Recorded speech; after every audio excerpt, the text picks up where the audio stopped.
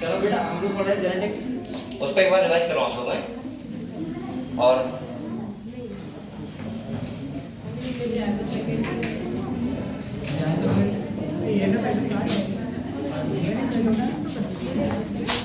आप लोग बहुत मेला घूम रहे हैं यहाँ पे हैं।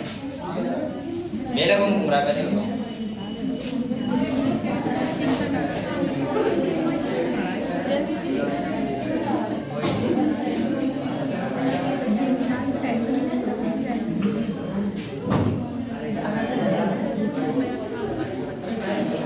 चलो बेटा बैठो और बातें मत करो। कल हम लोगों ने जेनेटिक्स में पढ़ा था, उसको एक बार रिवाइज कर लो, ठीक है।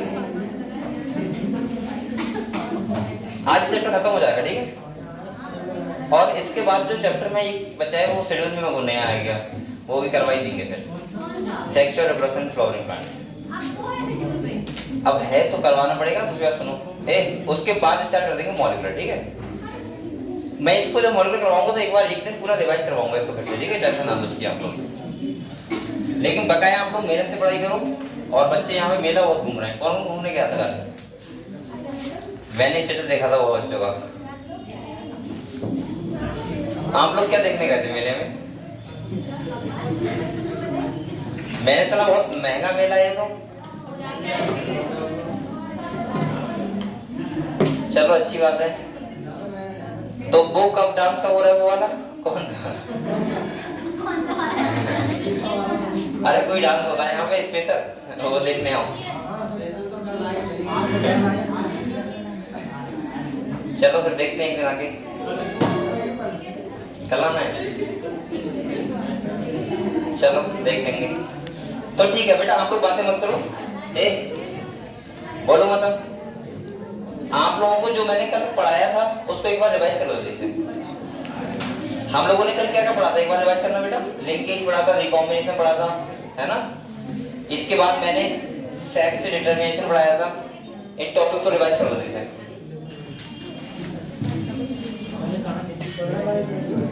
और आप लोग मेहनत करना स्टार्ट कर दो अच्छे से, ठीक है। अभी आपको फोन तो मिल गया, सबको इसको चाहिए थे। बहुत बच्चे खुश हैं। बच्चों का दिल बनाया जा रहा, फोन तो दिया जा रहा।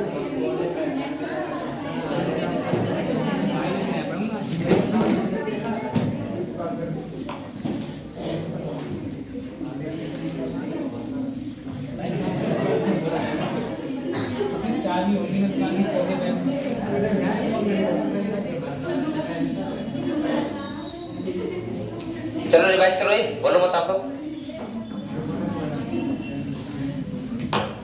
हम लोगों ने देखो अभी जो हम लोग चैप्टर पढ़ रहे हैं, कौन सा पढ़ रहे हैं? बोल रहे जेनेटिक्स का फर्स्ट चैप्टर पढ़ रहे हैं हम लोग, principles of inheritance and variation. जिसमें मैंने आप लोगों को ये बताया था कि यहाँ पे हम लोग ये देखते हैं कि जो कैरेक्टर का ट्रांसफर होता है जनरेशन टू नेक्स्ट जनरेशन, वो किस पैटर्न को फॉलो करता है, ठीक है। और दूसरा हमने देखा था फिर पेरेंट्स और प्रोजेनी के बीच जो वेरिएशन आते हैं वो क्यों आते हैं, ठीक है। तो एक साइंटिस्ट थे मेंडल, उन्होंने पी प्लांट को लिया और बहुत सारे एक्सपेरिमेंट करके देखे, जिसमें हमने पढ़ा था मोनोहैबिट क्रॉस, डाईहैबिट क्रॉस। इसके बाद मैंने आपको मोनोहैबिट क्रॉस के बाद उन्होंने दो लॉ दिए थे, जिसमें एक था लॉ ऑफ डोमिनेंस और दूसरा था, बेटा बोलो मत, बोल रहे हैं। हाँ वैसे ही बैठो ना। तो एक लॉ दिया था लॉ ऑफ डोमिनेंस और दूसरा दिया था law of segregation. Law of dominance ये कहता है कि अगर हेटेरोजाइगस कंडीशन है, ठीक है, अगर कैपिटल टी स्मॉल टी है तो उसमें एक एलील होता है डोमिनेंसी शो करता है और एक एलील कैसा होता है, रिसेसिव, ठीक है।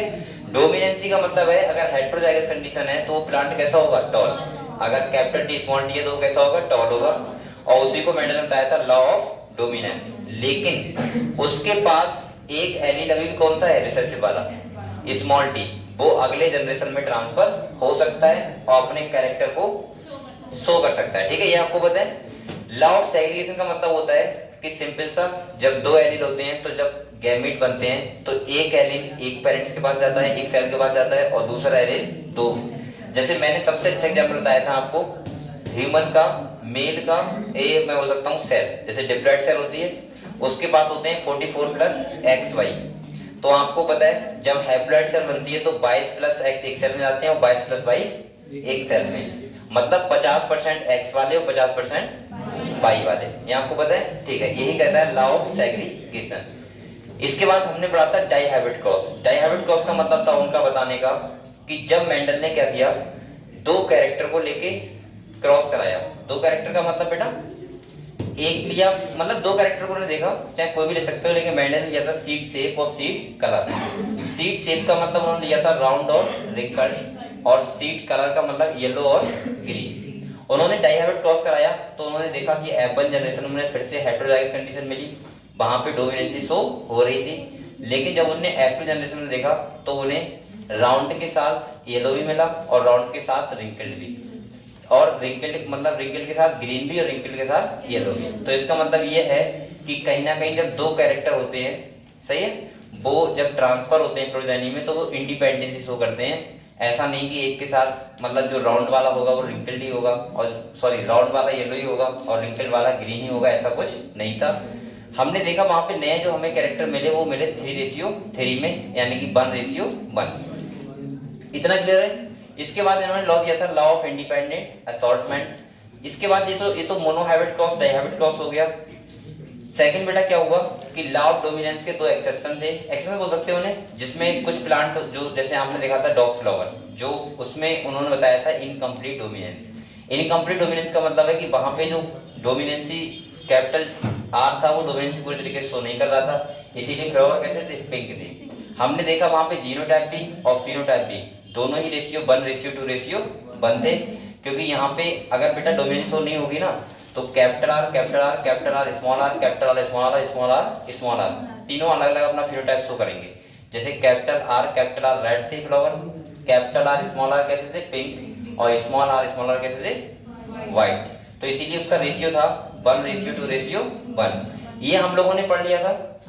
इसके बाद मैंने आपको अगले बताया था, वो बताया था मैंने कोडोमिनेंस। कोडोमिनेंस का मतलब हमने बताया था सबसे अच्छा एग्जांपल ब्लड ग्रुप, सही है। मैंने आपको बताया था कि जब पेरेंट्स 1 है और पेरेंट्स 2 है, ठीक है, दोनों के एलील जो बच्चों में जाते हैं तो उनके दोनों के एलील ही कैरेक्टर शो करते हैं। जैसे अगर पेरेंट्स का जीनोटाइप IA है, पेरेंट्स 1 का और पेरेंट्स 2 का क्या है बेटा, एक एलील कौन सा है, IB, तो ब्लड ग्रुप कौन सा होगा, AB। मैंने ये भी बताया था, ये एग्जांपल बहुत अच्छा है मल्टीपल एलील्स का। किसका है, मल्टीपल एलील्स का मतलब है एक जीन के एक से ज्यादा एलील हो। यहाँ पे 3 एलील है, IA, IB और I। क्लियर है इतना आप लोगों को, ठीक है। ये हम लोगों ने पढ़ लिया था। इसके बाद मैंने आपको बताया कि जब कहीं ना कहीं माइक्रोस्कोप की डिस्कवरी हुई तो कुछ और चीजें पता लगी। साइंटिस्ट थे शूटोन एंड बोवेरी, जिन्होंने देखा कि जब सेल डिवीजन उन्होंने स्टडी किया कि सेल जब डिवाइड होता है, हमें ये तो पता लगाना था ना कि सेल के पास ऐसा क्या होता है जो कैरेक्टर्स को ट्रांसफर करता है प्रोजेनी में। तो उन्होंने देखा क्रोमोसोम पैटर्न, उन्होंने देखा कि कैसे जिस पैटर्न में क्रोमोसोम आ रहे हैं उसी पैटर्न में जीन आ रहे हैं, और जिस पैटर्न में जीन आएंगे तो फिनोटाइप भी प्रोजेनी का वैसा ही होगा। अभी हम लोग पढ़ेंगे उसके बाद चैप्टर है मॉलिक्यूलर बेसिस ऑफ इनहेरिटेंस, उसमें मैं बताऊंगा पूरा, आपको बताऊंगा कि कैसे करके डीएनए से और उसका जो फिनोटाइपिक कैरेक्टर होता है तो वो कैसे करके ट्रांसफर होता है किसमें, बच्चे में, और जो बच्चे का स्ट्रक्चर होता है प्रोजेनी का वो कैसे बनता है। क्योंकि बेटा जैसा जीन होगा, अगर आपको पता हो तो वैसे ही क्या होंगे, कोडॉन होंगे, और जैसे कोडॉन होंगे वैसा ही क्या होगा, अमीनो एसिड का सीक्वेंस लगेगा, और जैसा अमीनो एसिड का सीक्वेंस होगा वैसा ही क्या बनेगा, प्रोटीन। तो इसका मतलब ये है जैसा डीएनए वैसे ही उसके जीन और वैसा ही प्रोटीन। तो इसका मतलब जिसका डीएनए पेरेंट से जैसा डीएनए मिलेगा, प्रोजेनी का स्ट्रक्चर और शेप वैसा ही होगा। समझ गए आप लोग। अगले तो उन्होंने कोई नई बात नहीं बताई थी, अगर आप सेल डिवीजन पढ़ चुके हो उस टाइम में नई बात थी, लेकिन जब आप लोगों ने सेल डिवीजन पढ़ लिया इसका मतलब ये है कि एक नॉर्मल सी बात थी कि भाई बात सही है, क्रोमोसोम जिस पैटर्न में आ रहे हैं तो कैरेक्टर भी उसी पैटर्न में ट्रांसफर होंगे। आपको पता है डिप्लॉइड सेल होती है, एक साइड पापा का आता है एक साइड मम्मी का आता है, और दोनों मिलकर कैसी बनती है, डिप्लॉइड सेल बनती है। और डिप्लॉइड सेल बनती है तो इसका मतलब वही कैरेक्टर क्या होते हैं, बच्चे में ट्रांसफर होते हैं। क्लियर हुआ। तो उन्होंने सिंपल सा बताया था क्रोमोसोमल थ्योरी ऑफ इनहेरिटेंस दिया था। इसके बाद एक साइंटिस्ट थे टीएच मॉर्गन, कौन थे, इन्होंने एक्सपेरिमेंटली कुछ चीजें प्रूव करके दिखाई, और इन्होंने जो एक्सपेरिमेंट में अपने यूज किया था वो किया था ड्रोसोफिला मेलानोगास्टर। इन्होंने क्यों किया था, क्योंकि इसका लाइफ स्पैन बहुत कम होता है, आपको पता है 1 या 2 वीक का होता है। इसमें सिंगल मैटिंग में बहुत सारे प्रोजेनी प्रोड्यूस होते हैं, इनमें कंट्रास्टिंग कैरेक्टर भी कई टाइप के थे। हम लोग मेल और फीमेल को आसानी से पहचान कर सकते हैं कि मेल कौन सा है और फीमेल कौन सा है, ठीक है। तो इन्होंने ड्रोसोफिला को लिया तो इन्होंने कुछ नया एक कॉन्सेप्ट दिया, इसका नाम था लिंकेज और रिकॉम्बिनेशन। इन्होंने बताया कि मेंडल एक बहुत अच्छा उन्होंने एक्सपेरिमेंट कर रहे थे, उनके केस में क्या नहीं मिला, लिंकेज नहीं मिला। अगर लिंकेज मिलता तो कभी भी रेशियो जो 9 रेशियो 3 रेशियो 3 रेशियो 1 होता वो नहीं आता। क्योंकि ऐसा होता है कभी कभी बेटा कि आपने देखा होगा जो बच्चा होता है वो कभी क्लियरली पेरेंट्स की तरह होता है बिल्कुल। वहां पे ऐसा होता है कि कुछ जीन्स जो होते हैं हमारे अगर सेम क्रोमोसोम पे हैं उनकी डिस्टेंस बहुत कम है, तो इसका मतलब वो क्या शो करते हैं, लिंकेज। और लिंकेज का मतलब होता है पेरेंटल टाइप बहुत ज्यादा होगा कंपेयर टू रिकॉम्बिनेंट यानी कि नॉन पेरेंटल टाइप के। हमने देखा भी कि उन्होंने 2 क्रॉस कराए, क्रॉस 1 और क्रॉस 2। इन्होंने क्रॉस 1 में देखा कि जहां पे जीन्स बहुत पास पास थे सेम क्रोमोसोम पे, तो वहां पे क्या शो हो रही थी, लिंकेज। और लिंकेज शो हो रही थी तो वहां पे हमने देखा था कि जो पेरेंटल टाइप था वो कितना था बेटा, 98.7%, और जो नॉन पेरेंटल टाइप था वो कितना था, 1.3%। और जब क्रॉस बी कराया तो वहां पे लिंकेज तो ज्यादा नहीं हो रही थी लेकिन थोड़ी हो रही थी, तो वहां पे हमने इनकम्प्लीट लिंकेज बोल सकते हैं इसको। तो वहां पे हमने देखा कि जो पेरेंटल टाइप था वो कितना था बेटा, 62 पॉइंट कुछ था ना, और हाँ, और नॉन पेरेंटल टाइप कितना था, 37 कुछ था, ठीक है। तो ये आप लोगों को ध्यान रखना है, ये मैंने यहाँ पे इंपॉर्टेंट लगाया था, क्वेश्चन लिंकेज और रिकॉम्बिनेशन से पूछ सकता है। मैंने आपको यही बताया था लिंकेज का मतलब ऐसे ध्यान रखना, लिंकेज जो होता है वो इनवर्सली होता है distance between 2 gene on same chromosome. अगर सेम क्रोमोसोम पे जितना पास पास 2 जीन होंगे तो वो उतनी ही ज्यादा लिंकेज शो करेंगे, और जितना दूर होंगे उतनी लिंकेज कम शो करेंगे। क्लियर हुआ इतना? ये यहाँ तक हमने पढ़ लिया था। उसके बाद कल मैंने एक नया टॉपिक पढ़ाया था आपको, सेक्स डिटर्मिनेशन। मैंने बताया था कि सेक्स को डिटरमाइन कैसे करते हैं। तो बेटा कैसे करते हैं बताओ, जिसके पास हेटेरोगैमेटी होती है, हेटेरोगैमेटी का मतलब जिसके पास डिफरेंट डिफरेंट टाइप के सेक्स क्रोमोसोम होते हैं, तो वही डिटरमाइन करता है किसको, यानी कि जो प्रोजेनी होगा वो मेल होगा या फीमेल होगा। तो हमने देखा जैसे ह्यूमन के केस में, ड्रोसोफिला के केस में आपने देखा था कि वहां पे मेल हेटेरोगैमेटी थी। इंसेक्ट के केस में कैसे थी, मेल हेटेरोगैमेटी। तीनों के नाम याद रखना बेटा, यहां से भी क्वेश्चन आता है, ध्यान रखना कि मेल हेटेरोगैमेटी किस किसके पास होती है। तो किसके पास थी, कल हमने देखा था ह्यूमन, ड्रोसोफिला और इंसेक्ट, इनके पास क्या थी, मेल हेटेरोगैमेटी। मेल का मतलब इंसेक्ट के पास होता है एक्स जीरो टाइप, मतलब मेल के पास एक्स होगा और फीमेल के पास मतलब नहीं होगा ना, एक एक्स होगा मेल के पास और फीमेल के पास एक्स नहीं होगा, ऑटोसोम होंगे। पता है आप लोगों को। इंसेक्ट के पास क्या था, देखो मेल के पास था एक्स जीरो टाइप और फीमेल के पास ओनली एक्स नहीं, खाली ऑटोसोम थे। इसके पास ऑटोसोम, अरे सही बोल रहा हूँ, ऑटोसोम प्लस एक्स था मेल के पास और फीमेल के पास खाली ऑटोसोम थे, सही है। ये था इंसेक्ट के पास। और दूसरा मेल के पास अगर हम बात करें ह्यूमंस के पास तो क्या होता है, एक्स वाई, और फीमेल के पास क्या होता है, एक्स एक्स टाइप। क्लियर है इतना? इसके बाद हमने देखा बर्ड्स, चिड़िया होती हैं, उनमें क्या होती है, फीमेल हेटेरोगैमेटी। फीमेल हेटेरोगैमेटी का मतलब Z W Z Z type. तो आपको बताओ जेड डब्ल्यू किसका होगा, फीमेल का, और मेल का क्या होगा। अच्छा साथ में ये तो मैं सेक्स क्रोमोसोम की बात करता हूँ, साथ में आपको ऑटोसोम, तो अब ऑटोसोम आप सबके याद नहीं करोगे, हमारे पास 44 होते हैं, किसी के पास 20 होंगे, किसी के पास 16 होंगे, किसी के पास 8 होंगे। ये आपको याद करना जरूरी नहीं है, जरूरी याद करना ये है कि उसके पास सेक्स क्रोमोसोम कौन से हैं, किसके पास हेटेरोगैमेटी है, किसके पास होमोगैमेटी है।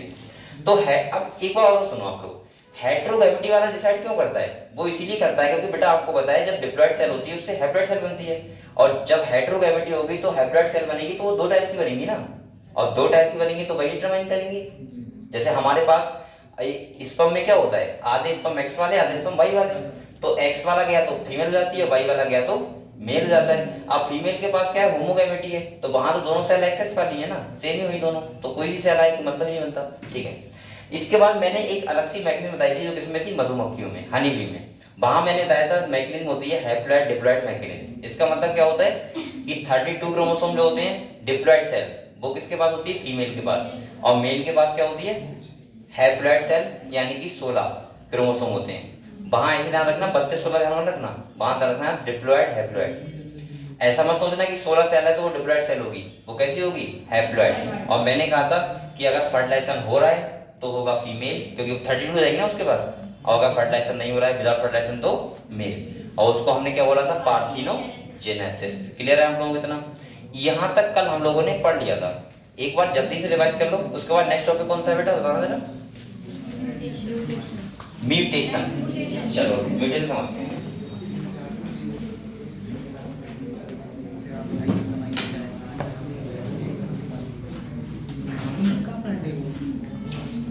मैं याद करूंगा कि इसकी कमाल है।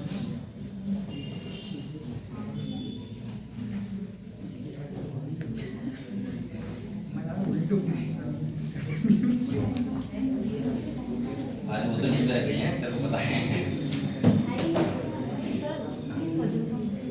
कैसे।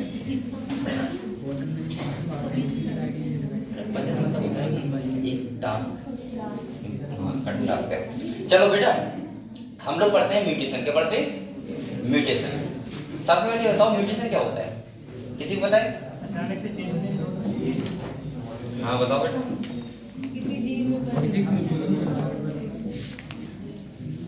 हिंदी में क्या बोलते हैं इसे? उत्परिवर्तन, म्यूटेशन। सही है, नया टॉपिक है, अच्छा टॉपिक है।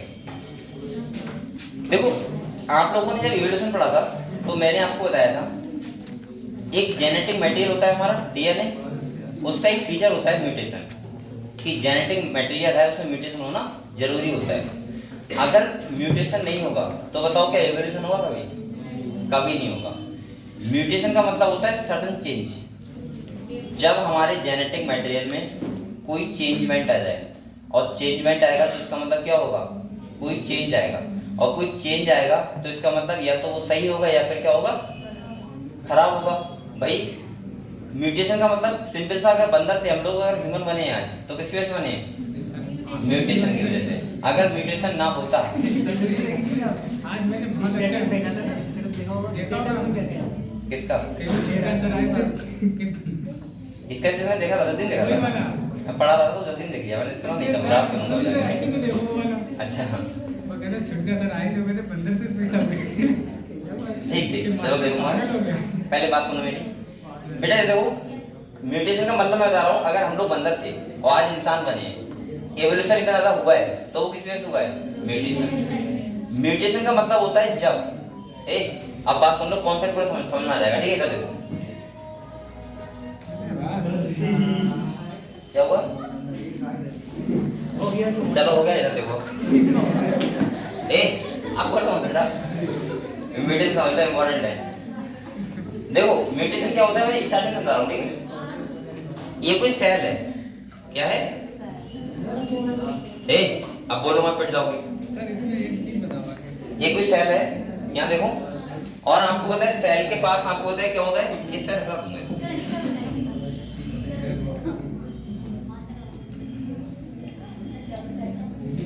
वैसे समझो आप लोग। ये न्यूक्लियस है, क्या है बेटा? ये न्यूक्लियस है, ठीक है। न्यूक्लियस के पास क्या होता है? डीएनए होता है। क्या होता है? डीएनए होता है। आपको पता है डीएनए के पास, जैसे डीएनए के बारे में हम लोग पढ़ चुके हैं और डीएनए में स्टडी करवाऊंगी अगले, जब हम लोग पढ़ेंगे मॉलिक्यूलर बेसिस ऑफ इनहेरिटेंस। आपको पता होगा डीएनए के पास क्या होता है? एक न्यूक्लियोटाइड होते हैं, और न्यूक्लियोटाइड के पास, एक न्यूक्लियोटाइड के पास क्या क्या होता है? पेंटोस शुगर, सही है, फॉस्फेट ग्रुप और नाइट्रोजनस बेस। ठीक है, नाइट्रोजनस बेस होता है। आप लोग पता है नाइट्रोजनस बेस एक सीक्वेंस होता है। क्या होता है? सीक्वेंस। यहां देखो ऐसे A T G C A T G, कुछ भी मान लो सीक्वेंस है एक, सही है। आपको पता होगा बेटा एडेनिन के साथ हमेशा क्या होता है? थायमिन के साथ adenine, cytosine, guanine, thymine, adenine.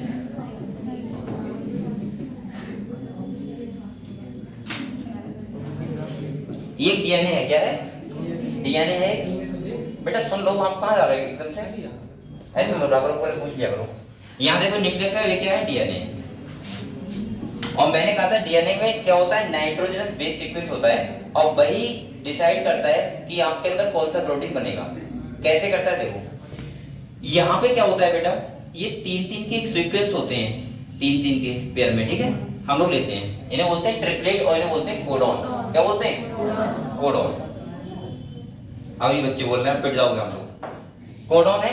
अब ये जो आप लोग बताओ, अगर मैं एक तरफ से इन सीक्वेंस को पढ़ूं तो आपको बताइए कोडॉन बनेंगे ऐसे, तीन कोडॉन बनेंगे। एक बात और ध्यान रखना, हमारी जो पूरी बॉडी होती है, मतलब एक कोडॉन जो बनते हैं, जितने भी नाइट्रोजन बेस होते हैं, बहुत होते हैं नंबर में, हम काउंट भी नहीं कर सकते, 3 बिलियन से ज्यादा होते हैं, 3 बिलियन, समझ रहे हो? तो सोचो कोडॉन कितने बनेंगे, बहुत सारे बनेंगे। लेकिन जो कोडॉन बनते हैं वो बनते हैं 64। कितने बनते हैं? मतलब हम लोग तीन के बेस में कैसे मिलाओ 64 ही बनेंगे। और 61 जो होते हैं वो कोड करते हैं 20 अमीनो एसिड। कितने को? 20 को। हमारा जो साइटोप्लाज्म होता है बेटा, जैसे साइटोप्लाज्म में अगर मान लिया तो यहाँ पे अमीनो एसिड होंगे। क्या होंगे? Amino acid. जो आप लोग प्रोटीन खाते हो वो ब्रेक डाउन होता है किसमें? अमीनो एसिड में। और वो कितने टाइप के होते हैं? 20 टाइप के। कितने टाइप के होते हैं? 20 टाइप के होते हैं। ये 20 टाइप के अमीनो एसिड, इनके लिए कोडॉन को स्पेसिफिक होता है। स्पेसिफिक का मतलब है, जैसे अगर AUG ये कोडॉन है, सीक्वेंस ही तो है, कोडॉन है, सीक्वेंस हो गए। अगर AUG से अगर मान लिया कोडॉन मिथ्योनिन कोड हो रहा है, कौन सा हो रहा है?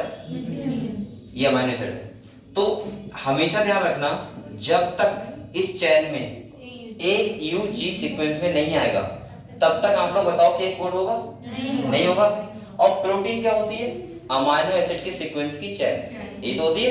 अब देखो ऐसे ही आप लोग बताओ, अब जैसे यहाँ पे 1 2 3 कोडॉन है, तो ये 3 कोडॉन कहीं ना कहीं 3 अमीनो एसिड कोड करेंगे और 3 की चेन बना देंगे। जैसे मैंने एक मिथ्योनिन ले लिया, प्रोलिन ले लिया और हिस्टाडीन ले लिया। ये 3 क्या है? कोडॉन है। क्या है बेटा? वो सॉरी अमीनो एसिड है। मान लिया इन 3 कोडॉन ने, सही है, डीएनए से क्या बनता है? mRNA। क्या बनता है? और mRNA से क्या बनता है? प्रोटीन। कैसे बनता है वो थोड़ा सा समझा रहा हूँ, वैसे अगले चैप्टर में पूरा डिटेल बताएंगे हम लोग। तो यहाँ पे देखो mRNA आएगा, ये कोडॉन से ये 3 अमीनो एसिड्स कोड हो गए, सीक्वेंस में लग गए। अब ये मान लो एक टाइप की प्रोटीन बन गया। क्या बन गया? प्रोटीन बन गया। हो सकता है ये प्रोटीन, सपोज मानो कि हमारी बॉडी में कोई इंपॉर्टेंट फंक्शन कर रही है, जैसे सपोज कुछ भी मान लो, मैं बोल सकता हूँ हाइट दे रही है, क्या बढ़ा रही है? हाइट। अब आप लोग एक बार बताओ मुझे, सिंपल समझना, अगर मैं यहाँ पे T हटा दूं, क्या हटा दूं बेटा? T हटा दूं, उसकी जगह पे A ले आऊं। क्या ले आऊं? A।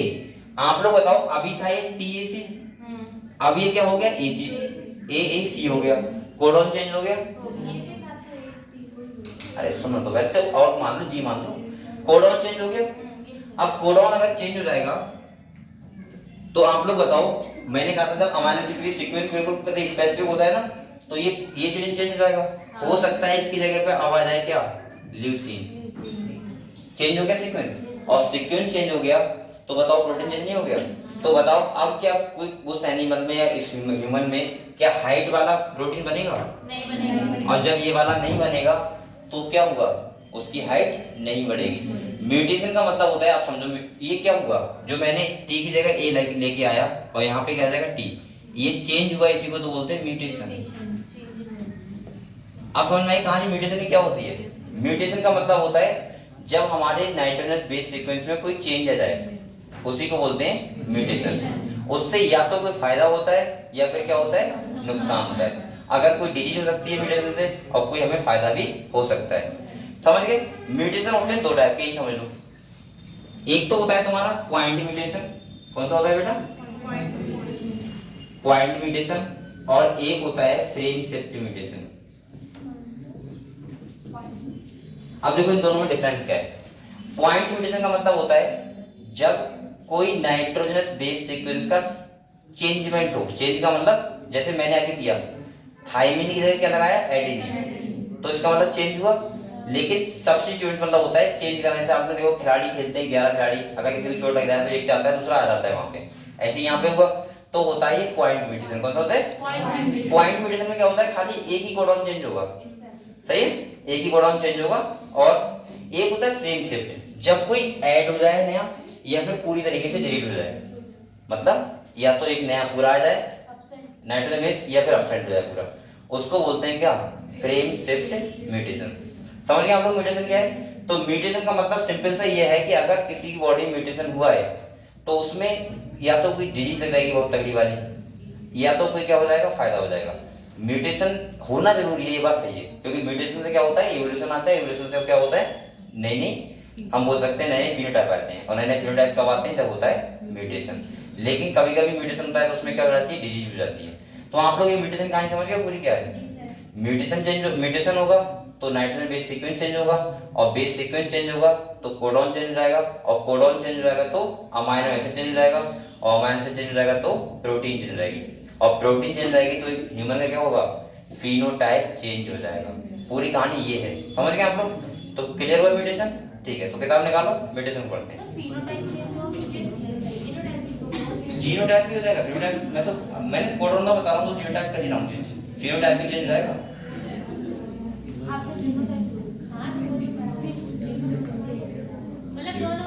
जीनोटाइप भी हो जाएगा, फिनोटाइप भी हो जाएगा।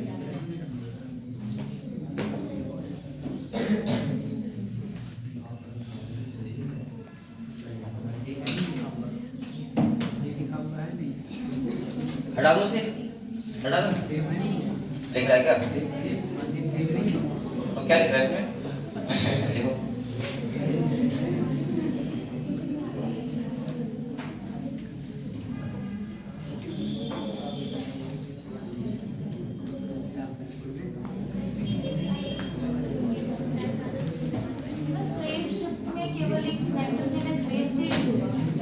हाँ, लेकिन वो पूरी तरीके से तो ऐड हो जाएगा, ये लिख जाएगा। दूसरा आएगा तो पॉइंट हो जाएगा, मतलब ऐसे 9 है, मान ली 9 सीक्वेंस नाइट्रोजन बेस है, तो या 10 लेना है या 8 लेना है, तो फ्रेम शिफ्ट होगा। 9 के 9 ही रहना, लेकिन चेंज हो खाली, तो पॉइंट इन्हीं में से आएगा। नाइट्रोजन बेस 4 ही होते हैं ना, एडेनिन थाइमिन गुआनिन साइटोसिन, नहीं ऐसा नहीं। तो क्लियर हुई। अगर आप लोग अभी भी डाउट रह रहा है कि सर कोडॉन क्या है, नाइट्रोजन बेस क्या है, टेंशन ना लो, मॉलिक्यूलर बेस में यही पढ़ेंगे। पूरे चैप्टर में हम लोग यही पढ़ते हैं कि डीएनए से कैसे डीएनए बनता है, डीएनए से कैसे आरएनए बनता है, और आरएनए से कैसे प्रोटीन बनती है। ये पूरा हम लोग मॉलिक्यूलर में पूरा यही है और कुछ नहीं है, ठीक है। तो आप लोग उसी टेंशन ना लो, अभी मैं खाली म्यूटेशन समझा रहा था आपको। क्लियर हो बेटा म्यूटेशन क्या होता है। चलो तो पढ़े। हमने जब एवोल्यूशन पढ़ा था तो वहां पे मैंने आपको बताया था म्यूटेशन से क्या होता है, चेंजमेंट आता है, एवोल्यूशन होता है, ठीक है। तो किताब निकालो चलो, कौन सी वाली, ये वाली है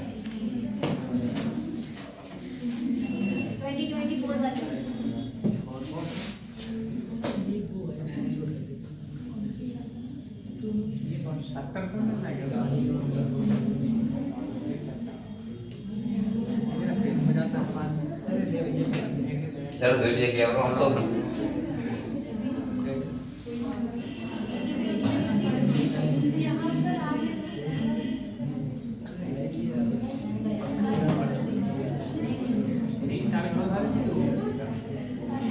डाउनलोड कर लो सर।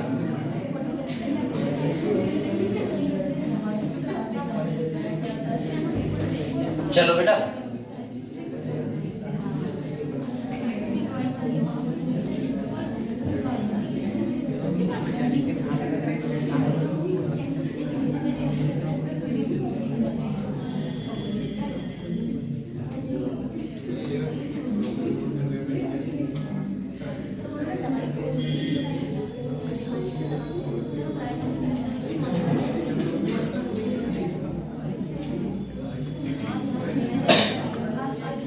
चलो पढ़े म्यूटेशन को बेटा, किताब निकालो और बोलो मत, बातें करने लगते हो। यहाँ देखो कह रहे mutation is a phenomena which result in alternation of DNA sequence। किसकी बात कर रहा है और DNA सीक्वेंस में नाइट्रोजनस बेस सीक्वेंस कह रहा है and consequently result in change in the genotype. जब किसी का जीनोटाइप क्या हो, चेंज हो, मतलब आप लोग बताओ जब हम नाइट्रोजनस बेस सीक्वेंस को चेंज कर रहे हैं इसका मतलब क्या चेंज हो रहा है, जीनोटाइप। और कह रहा है बेटा and the phenotype of an organism, और उसका क्या हो जाएगा, फिनोटाइप चेंज हो जाएगा। मतलब है कि जब कोई डीएनए सीक्वेंस है उसमें कोई नाइट्रोजनस बेस का चेंजमेंट आ जाए तो जीनोटाइप चेंज हो जाएगा, और जब वो चेंज हो जाएगा तो उसमें कुछ ना कुछ फिनोटाइप चेंज जरूर होगा। अगले कह रहे हैं in addition to recombination mutation is another phenomena that lead to variation in DNA. और डीएनए में क्या आते हैं, वेरिएशन, जो जिस कोडॉन को चेंज करेगा। अब जरूरी थोड़ा है कि स्पेशली किस कोडॉन चेंज करे, कुछ भी हो सकता है। वो तो इतना बड़ा तुम्हारा डीएनए सीक्वेंस है कुछ भी हो सकता है, ऐसे में क्या कर सकता हूँ, म्यूटेशन तो कहीं भी हो सकता है, ये तो एक नॉर्मल सा प्रोसेस है भाई। 3 बिलियन बेसिस में कैसे बता सकते हैं कि कौन से म्यूटेशन होगा, नहीं समझ में आया? वो भी कोई सा हो सकता है, ऐसा तो ना स्पेशल की अगर अपने हाथ में होता चेंज होना तो हम अपने अकॉर्डिंग ह्यूमन बना देते सारे। ऐसे जैसे तुम्हारी किताब में तो लिखा हुआ है जैसे तुम्हारा सिकल सेल एनीमिया होता है, वहां पॉइंट म्यूटेशन होता है, सही डिजीज आती है उसमें, सही है। तो ऐसे हाँ, तो वैसे तो कोई सा हो सकता है। अगले देखो कह रहा है as you will learn in chapter 5 one DNA helix run continuously from the one end to the other in each chromatid in a highly supercoiled form। आपको पता है बेटा कि जो डीएनए होता है वो रैप्ड होता है किससे, प्रोटीन से, हिस्टोन प्रोटीन से, और वो कॉइल्ड फॉर्म में होता है, आपको पता होगा न्यूक्लियस में, ठीक है। कह रहा है therefore loss deletion और कह रहा है gain of a segment of DNA result in alternation in chromosome since genes are known to be located on chromosome। आपको पता है क्रोमोसोम पे क्या होते हैं, जीन्स होते हैं। और कह रहा है alternation in chromosome result in abnormality or aberration chromosomal aberration and commonly observed in cancer cell। Cancer भी ऐसे होता है, आपको पता होगा कभी भी कैंसर ऐसे होता है, हाँ अनकंट्रोल ग्रोथ करती हैं और नेवरिंग सेल के को बिना देखे, ठीक है। तो सही है, कॉन्टैक्ट इनहिबिशन की प्रॉपर्टी को लॉस कर देती हैं। तो यहाँ पे देखो कह रहा है in addition to the above mutation also arise due to change in a single base pair. क्या कह रहा है, सिंगल बेस पेयर अगर चेंज हो रहा है तो यहाँ पे कह रहा है बेटा this is known as point mutation. तो यहाँ लर्न कर लो, इसे क्वेश्चन आ सकता है, ठीक है। मतलब ये कहना चाह रहा है मतलब एक बेस पेयर में चेंज होगा दूसरे में नहीं होगा ना, तभी तो गड़बड़ होगा। एक ही में तो होगा, एक ही में, और सिंगल में होगा तो पॉइंट बोल देंगे बस, ये कह रहा है, नहीं समझ में आया? अरे जब एक बेस चेंज होगा तो पेयर ही होता है पूरा, एडिंग साथ थाइमिन आएगा तो चेंज ही हो जाएगा। हाँ तो बेस पेयर चेंज हो जाएगा, ये तो तुम समझ सकते हो, ये बताना पड़ेगा। जब मैं कह रहा हूँ कि एडिंग साथ थाइमिन जुड़ता है, सुनो अच्छा इधर देखो ग्वानिन साथ साइटोसिन होता है। अब अगर साइटोसिन चेंज होगा तो हमेशा ग्वानिन चेंज हो जाएगा। इधर देखो ये तो कह रहा है यहाँ पे सही पॉइंट म्यूटेशन। आप क्लासिकल एग्जांपल इसका क्या है बेटा, sickle cell anaemia. Sickle cell anaemia में क्या होता है, एक सिंगल बेस पे चेंज होता है और हमें क्या होती है, डिजीज आती है, सिकल सेल एनीमिया। अगले इस बारे में पढ़ेंगे। अगले कह रहा है deletion and insertion of base pair of DNA cause frame shift mutation. इसका मतलब होता है डिलीट होना, डिलीट का मतलब होता है खत्म हो जाना या फिर ऐड हो जाना, उसको बोलते हैं हम लोग फ्रेम शिफ्ट म्यूटेशन। अगले कह रहे हैं mechanism of mutation is beyond the scope of this discussion at this level, however there are many chemical and physical factor that induce mutation. अब एक बात और सुनो बेटा, म्यूटेशन ऐसा नहीं है कि एक नेचुरल तरीके से होता है, कभी-कभी म्यूटेशन ऐसे भी रहता है शॉक लगने से, कोई रेडिएशन से, जैसे अल्ट्रावायलेट रेडिएशन आ जाए, यूवी रेडिएशन, या फिर मैं बोल सकता हूँ कि कोई बहुत ज्यादा जैसे करवाते नहीं, एक्सरा वगैरह बहुत लोग करवाते हैं, अल्ट्रासाउंड बहुत ज्यादा करवाते हैं, वो रेस जो होती हैं वो बहुत नुकसानदायक होती हैं, उनसे वजह से हो सकता है। मतलब बहुत सारे ऐसे कारण होते हैं फिजिकल और केमिकल जिससे क्या हो रहता है, म्यूटेशन। ऐसे ही आपने देखा होगा कभी-कभी, अगर मैं आपको बताऊं नॉर्मली, मैं वैसे तो बता चुका हूं आप लोगों को, लगभग 60% डिजीज ह्यूमन को टेंशन की वजह से होती है। टेंशन मतलब होता है यहाँ पे टेंशन आएगा तो 60% डिजीज हो सकती हैं, सही, जो नहीं होनी थी। जैसे अगर मैं बोलूं तो बहुत सारी, जैसे कैंसर भी बेटा एक टाइप से, कभी-कभी ऐसा होता है कि कोई व्यक्ति ने कुछ नहीं किया कभी, जैसे हम लोग सोचते हैं जो लोग स्मोकिंग करते हैं या जो लोग ड्रिंक करते हैं उन्हें कैंसर होता है, ऐसा कुछ नहीं है। कैंसर उन्हें भी रहता है जो कभी कुछ नहीं किया है, लेकिन उन्हें क्या होता है, टेंशन है माइंड में बहुत ज्यादा, कुछ ऐसा हो गया उनके साथ, शॉक लग गया, और शॉक लगा तो क्या होगा, एकदम से म्यूटेशन हो सकता है। और क्योंकि म्यूटेशन का मतलब क्या है, सिंपल सा डीएनए रेप्लिकेशन हमारे शरीर में लगातार हो रहा है। अगर रेप्लिकेशन, अब आप लोग बताओ, मैं ये बात क्यों बोलता हूँ कि अगर किसी को बहुत ज्यादा टेंशन रहती है माइंड में तो उसे 60% डिजीज लग सकती हैं। क्यों लग सकती हैं? क्योंकि अगर आपको बताओ पूरी बॉडी का जो कंट्रोल है हमारा ब्रेन से और किससे, हार्मोन से, किससे, हार्मोन से। अगर हमारे ह्यूमन ब्रेन में कोई टेंशन है बहुत ज्यादा तो आपको पता है हाइपोथैलेमस डिस्टर्ब होगा, और हाइपोथैलेमस डिस्टर्ब होगा तो हाइपोथैलेमिक हार्मोन डिस्टर्ब होंगे, और हाइपोथैलेमिक हार्मोन डिस्टर्ब होंगे तो पिट्यूटरी ग्लैंड के हार्मोन डिस्टर्ब होंगे, और पिट्यूटरी ग्लैंड क्या है, मास्टर ग्लैंड है। अगर पिट्यूटरी ग्लैंड डिस्टर्ब हो गई तो आपकी बकाया सारे हार्मोन क्या हो जाएंगे, डिस्टर्ब हो जाएंगे। और डिस्टर्ब का मतलब है कि हमें, बेटा तुम बोल क्यों रहे, लगातार अगर बोल क्यों रहे, इधर देखो, अगर लगातार हमारी पिट्यूटरी ग्लैंड डिस्टर्ब होगी तो हमारी बॉडी के और सारी ग्लैंड क्या हो जाएंगी, डिस्टर्ब। और मैंने कहा था हार्मोनल जो डिस्टर्बेंस होता है वो मेंटेन रखना एक बॉडी में बहुत जरूरी होता है, क्योंकि बेटा पूरी जो बॉडी होती है हमारी या पूरा सिस्टम है हमारी बॉडी का, वो किस पे डिपेंड करता है, हार्मोन्स पे। भाई कोई आदमी होता है, आपने देखा होगा, ये ब्रेन आपका कितना एक्टिव है, कितना सही है, तभी तो हमेशा ब्रेन अपना माइंड को पॉजिटिव रखा करो। आपने देखा होगा अगर एक आदमी कोई पागल होता है, उसका पूरा बॉडी सही होता है, भाई हाथ भी सही है, पैर भी सही है, मसल्स भी सही है, सब कुछ सही है, क्या है उसका, खाली ब्रेन में ही तो डैमेज है थोड़ा बहुत, जिससे वजह से वो पागल होता है, और बकाया पूरा बॉडी सही होता है। तो इसका मतलब ये होता है, मेनली जो होता है पहली प्रोसेस, कि हमें अपना ब्रेन को या माइंड को बहुत पॉजिटिव रखना चाहिए, जिससे मैं बोल सकता हूँ कि आप, तुमने ये भी सुना होगा चिंता चिता के समान होती है, ऐसा बोलते नहीं होते हैं, किसी को अगर टेंशन है तो फिर वो उसका बॉडी ग्रोथ नहीं कर पाता उतना, वो चीज़ों को जो रिसीव करना चाहिए वो कर ही नहीं पाता है, मिस कर देता है बहुत सारी चीज़ें, देखा है आपने, जो टेंशन में रहते हैं 24 घंटे।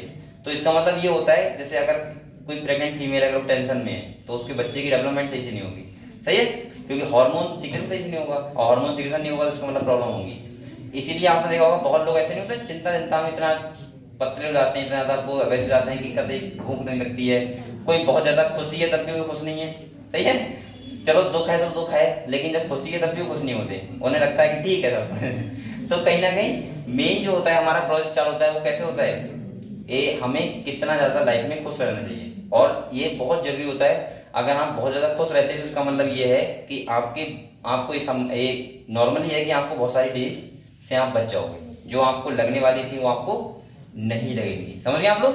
तो ये सब खेल होता है। तो यहाँ पे कह रहा है देखो, these are referred to as mutations, ये mutations जैसे UV रेडिएशन होगा can cause mutation in organism, it is a mutations, जो म्यूटेशन करवाते हैं उन्हें क्या बोलते हैं, म्यूटेशन बोलते हैं। और इसके एक कारण नहीं होते, बहुत सारे कारण होते हैं, फिजिकल भी होते हैं और केमिकल भी होते हैं, समझ गए आप लोग।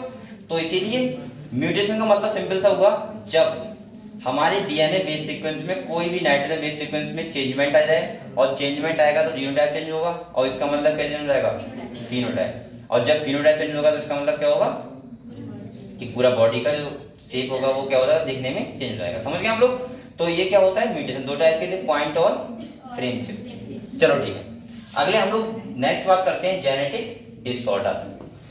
सबसे पहले मुझे ये बताओ, डिसऑर्डर कई टाइप के होते हैं। देखो, कुछ होते हैं जेनेटिक डिसऑर्डर, कुछ होते हैं क्रोमोसोमल डिसऑर्डर, और कुछ होते हैं एक्वायर्ड डिसऑर्डर। इन तीनों में डिफरेंस क्या है, देखो, जेनेटिक का मतलब होता है जो हमें फादर से मिलते हैं, सही है, उन्हें क्या बोलते हैं, जेनेटिक। जेनेटिक का मतलब होता है डीएनए के संबंधित जो डिसऑर्डर होते हैं उन्हें बोलते हैं, जीन से संबंधित होते हैं उन्हें बोलते हैं जेनेटिक डिसऑर्डर, जो पेरेंट से बच्चों में क्या होते हैं, ट्रांसफर होते हैं, सही है। क्रोमोसोमल डिसऑर्डर का मतलब होता है जब क्रोमोसोम में ही कोई एबनॉर्मलिटी आ जाए, कोई क्रोमोसोम बढ़ जाए या कोई क्रोमोसोम कम हो जाए, तो वो क्या होते हैं, क्रोमोसोमल डिसऑर्डर। एक्वायर्ड डिसऑर्डर वो होते हैं जो बच्चा जन्म अच्छा खासा लेता है लेकिन उसके बाद उसे कोई डिसऑर्डर हो जाए, सही है, जैसे एड्स हो गया। तो ये सब कैसे हैं, एक्वायर्ड डिसऑर्डर, जो हम लोग पढ़ते हैं ह्यूमन हेल्थ एंड डिजीज में। यहाँ पे हम लोग उन डिसऑर्डर की बात करेंगे, उन बीमारी की बात करेंगे जो कैसे हैं, जेनेटिक, कैसे हैं, और बकाया हम लोग बात कहाँ करेंगे, ह्यूमन हेल्थ एंड डिजीज में। तो यहाँ पे एक नाम लिखा हुआ है पहले, जिसका मतलब है, ये लिखा हुआ है पेडिग्री एनालिसिस। ये क्या है वो समझेंगे, ठीक है। पेडिग्री एनालिसिस क्या होती है समझो। आपको पता होगा, अगर मुझे कोई जैसे जेनेटिक की मतलब क्या है कि मुझे ये देखना है कि बाबा को क्या डिसऑर्डर था, पापा को क्या होगा, बच्चे में क्या होगा, फिर आने वाली पीढ़ी में किसको होगा, मेल को होगा, फीमेल को होगा, बच्चे को, उसके बच्चे को होगा नहीं होगा, अगर मुझे ये देखना है। तो ऐसा तो है नहीं कि एक आदमी कोई प्रॉपर पूरी स्टडी पढ़ेगा कि भाई बाबा को था नहीं था। मतलब मैं बोल सकता हूँ एक ऐसा कुछ सिंपल टाइप से बनाना जिससे हम पूरा एक ट्री बना लें, फैमिली ट्री। फैमिली ट्री का मतलब होता है जैसे आपने कहा मकान बनवाते हैं तो पहले हम एक नक्शा तैयार करवाते हैं, नक्शा करवाते हैं ना कि यहाँ पे ये यहाँ रूम होंगे, यहाँ ये होगा, यहाँ वो होगा, होता नहीं होता है। उसके बाद बनवाते हैं ना, ऐसा तो नहीं करते कि भाई बनाओ जैसा इधर से स्टार्ट करो उधर से कर दो, ऐसा तो ना होता है ना। तो ऐसे होता है, नहीं होता है। कौन कहना बोलता है? मतलब तुमने ऐसे कहा था कि पहले रूम बनाओ उसके बाद फिर नल लगा देना, फिर उसके बाद ठीक है। हिंदी पापा ने तो दिमाग लगाया होगा ना। हम पहले सोचते हैं ना कि कैसे बनवाना है, ठीक है। तो कहीं ना कहीं मैं आपसे ये कह रहा है, ठीक है, तो मैं ये कहना चाह रहा हूँ, जब हम कोई डिजीज का स्टडी करते हैं, सही है, और उसका एक पूरा एक बेस बनाते हैं कि पहले किसको था, उसके बाद किसको होगा, किसको नहीं होगा, किसको होगा, उसी सब पूरी चीज को हम बोलते हैं पेडिग्री एनालिसिस। इसमें हम इससे फायदा क्या होता है, इससे ये फायदा होता है हम किसी भी चीज को अवॉइड कर सकते हैं। अवॉइड का मतलब हमें पता लग जाएगा कि अगर बाबा को है तो पापा को ही होगी, या पापा को नहीं है तो बच्चे को हो सकती है, और हम उसे एम्ब्रियोनिक स्टेज में उस डिजीज को क्या कर सकते हैं, अवॉइड खत्म कर सकते हैं अगर हमें पेडिग्री एनालिसिस आता है तो। समझ गए? तो इसमें कुछ सिंबल है वो आप लोग समझो पहले। ये देखो पेडिग्री कुछ सिंबल यूज करते हैं हम लोग, क्या करते हैं वो समझना है आपको। देखो एक बार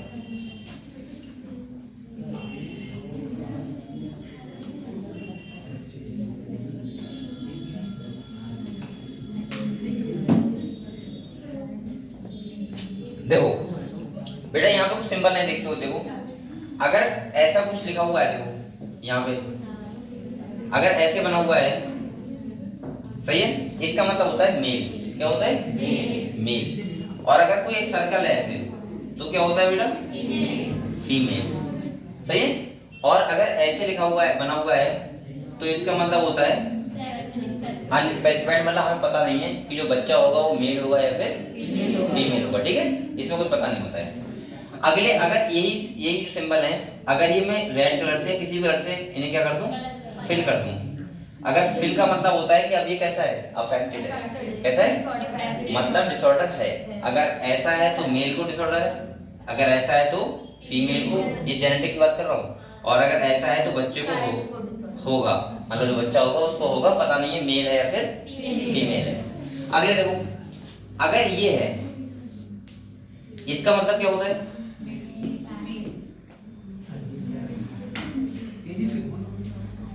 ये देखो, ये अगर ऐसे है, एक तरफ ये क्या है, मेल, और एक तरफ क्या है, फीमेल। तो वैसे नहीं दिखेगा। ये देखो भाई, चलो ठीक है, यहाँ देख लो बेटा। और अगर ऐसे है तो इसका मतलब होता है मैटिंग। क्या होता है? मैटिंग का मतलब समझ सकते हो, मैरिज। क्या समझ सकते हो? चाहे लिख लो यहाँ पे ऐसे, मैरिज मतलब शादी हो चुकी है इनके बीच। समझ गए आप लोग? अबे शादी होगी तभी तो मैटिंग होगी, पहले हो जाएगी क्या? इसके बाद समझो। ये दूसरा देखो, अगर ऐसे है और ऐसे दो बार किया हुआ है, अब इसका मतलब ये बनता है ना, दो शादी। इसका मतलब होता है रिलेटिव्स में शादी। किसमें? रिलेटिव मतलब क्या होता है? या तो पापा के रिलेशन से कोई शादी या कोई मम्मी के। समझ गए? और इसका मतलब यहाँ पे रिलेटिव का मतलब हमने क्यों लिया है, क्योंकि आपको पता है कि जेनेटिक चीजें होंगी वो सेम होंगी, इसीलिए मैंने कहा था कभी भी रिलेटिव में शादी हैं कम आते नहीं आते हैं। दूसरा सुनो, थोड़ा बहुत आते हैं, लेकिन मैं ये सजेशन दूंगा कि रिलेटिव में शादी नहीं करनी चाहिए। जहाँ जितना दूर हो सके उतने दूर शादी करना। ठीक है? अब ऐसा नहीं वेस्ट इंडीज से कर लो या कोलकाता से जाओ, ऐसा नहीं कर रहा हूँ, करना इंडिया यूपी से ही, लेकिन मैं कह रहा हूँ दूर से करना थोड़ा, जिससे वेरिएशन आए बच्चों में। ध्यान देखो, तो यहाँ लिखा हुआ है मैटिंग बिटवीन रिलेटिव। बोल कौन रहा है बेटा? बोलो मत। रिलेटिव के बीच में अगर मैटिंग शादी है तो उसको करते हैं ऐसे। तीसरा बताइए। इसके बाद सुनो,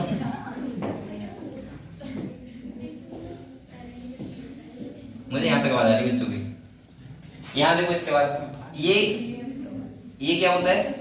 ये तो आपको पता है शादी की हुई है। इसके बाद अगर ऐसे हैं तो ये क्या है? बच्चे। मतलब ये क्या है? लड़की, और ये क्या है? लड़का। ठीक है?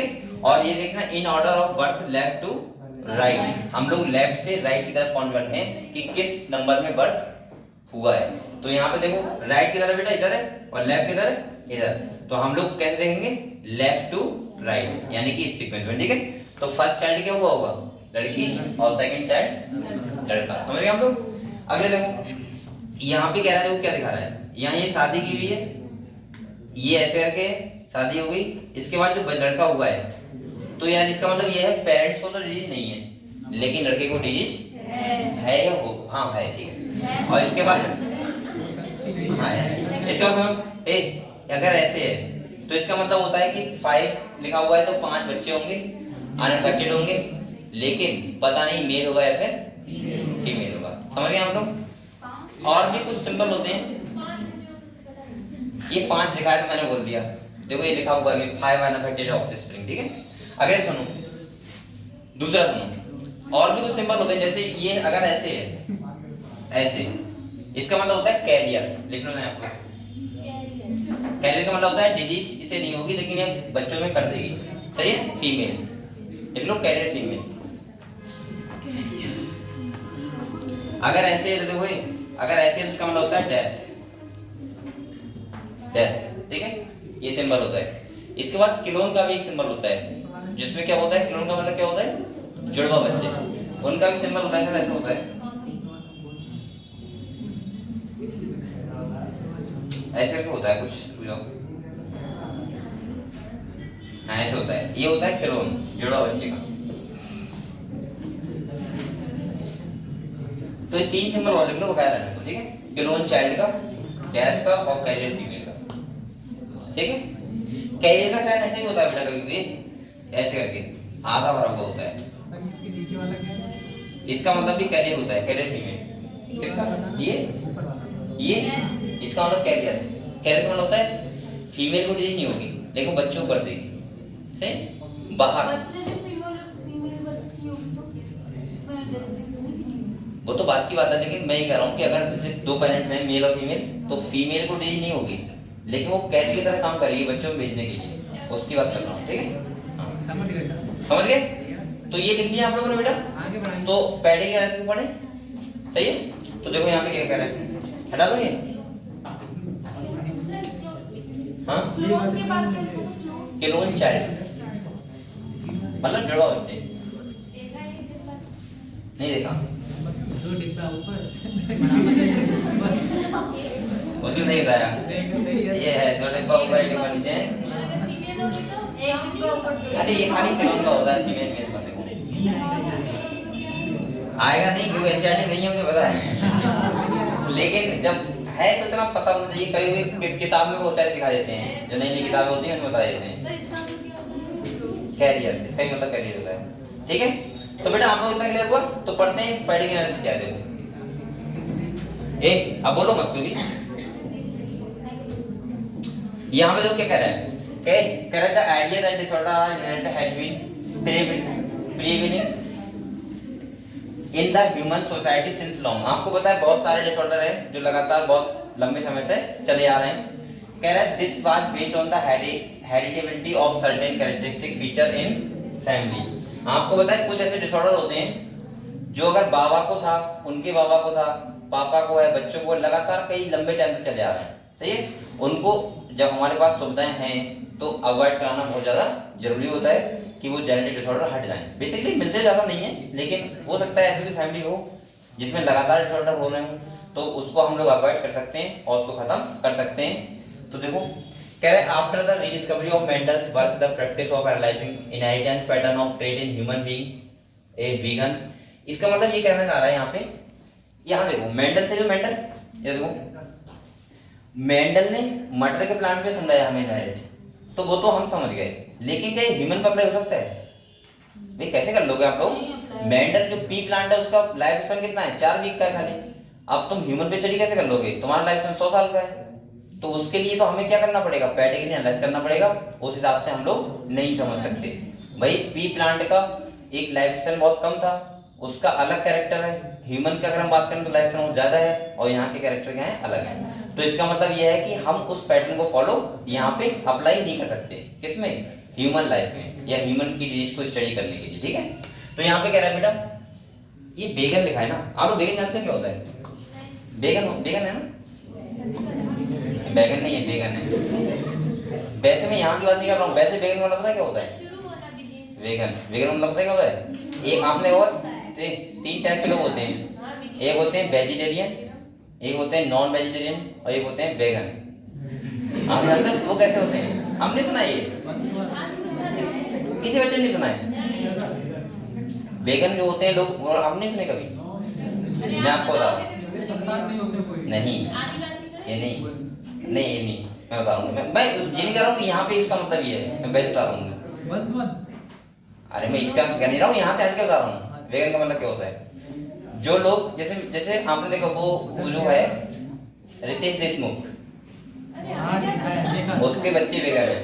मतलब समझा रहा हूँ कैसे हैं वो लोग। वेगन लोग वो होते हैं जो दूध तक नहीं पीते, मतलब वो एनिमल से संबंधित कोई भी चीज है, दूध हो गया, पनीर हो गया, कोई भी चीज, घी हो गया, मतलब पूरी तरीके से हम बोल सकते हैं प्लांट के ऊपर डिपेंड रहते हैं। शुद्ध सर जैसे विराट कोहली हैं, विराट कोहली विराट कोहली वेगन है? हाँ घी खाता है। अरे नहीं नहीं खाता है? ना चलो तो हाँ वो भी हो सकता है। लेकिन एक वो पनीर भी नहीं खाते हैं ऐसे तो। हाँ प्रोटीन नहीं नहीं खाते खाता, हैं। वो तो खाता है। प्रोटीन तो पीता होगा। क्या? ब्रांड नहीं। वो प्रोटीन खाते हैं, प्लांट से मिलती है। हाँ प्लांट वाली मतलब ओनली डिपेंडेंट ऑन प्लांट बस। जैसे एक तो अब यहाँ पे अगर यहाँ की वैरायटी की बात करूँ तो बहुत सारी वैरायटी है। कुछ लोग ऐसे होते हैं कि सुन लो मेरी बात, कुछ लोग ऐसे होते हैं नॉन वेजिटेरियन पूरी तरीके से होते हैं, कुछ लोग ऐसे होते हैं जो मंगलवार को बृहस्पतिवार नहीं खाते हैं, उनका खा लेते हैं। कुछ लोग सर वो भी तो नॉन वेजिटेरियन कुछ ऐसे भी होते हैं जो बताते हैं वेजिटेरियन लेकिन वो अंडे खा लेते हैं चुपके से। ऐसे भी लोग होते हैं। और सुनो अरे सुन लो, इसके बाद कुछ ऐसे होते हैं जो प्योर वेजिटेरियन होते हैं, लेकिन उससे भी और हटके आते हैं। वो कौन होते हैं वेगन? जो कुछ भी नहीं खाते, ओनली प्लांट के ऊपर डिपेंडेंट रहते हैं। अब आप लोग सोच रहे हो कि सर ऐसे वो उन चीजों का मजा कैसे लेंगे? दूध हो गया, बेटा उनके लिए ऐसी चीजें बहुत सारी हैं कि बिल्कुल सेम टू सेम वैसी होंगी। सर तो वो लोग दवाई भी फिर नहीं खाते होंगे? हाँ वो लोग ये बहुत चीज देखो, उनके पास ऑप्शन है।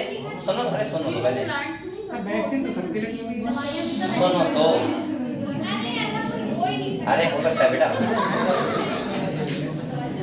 ठीक ठीक सुनो तो, उनके पास ऑप्शन इतने होते हैं कि वो उनको वही फील आएगा जो तुमको मछली खाने में मारा है, सब्जी खाने में। अरे मैंने डिश खाई थी एक बार। है सर? हाँ कि जो तुम वो मुझसे बोला, मैंने कहा मछली है क्या? बोला मछली नहीं है, प्योर वेजिटेरियन था। और वो कहते तुम्हें टेस्ट वैसा ही आ रहा था, बिल्कुल मछली का, बिल्कुल कहते सेम टू सेम।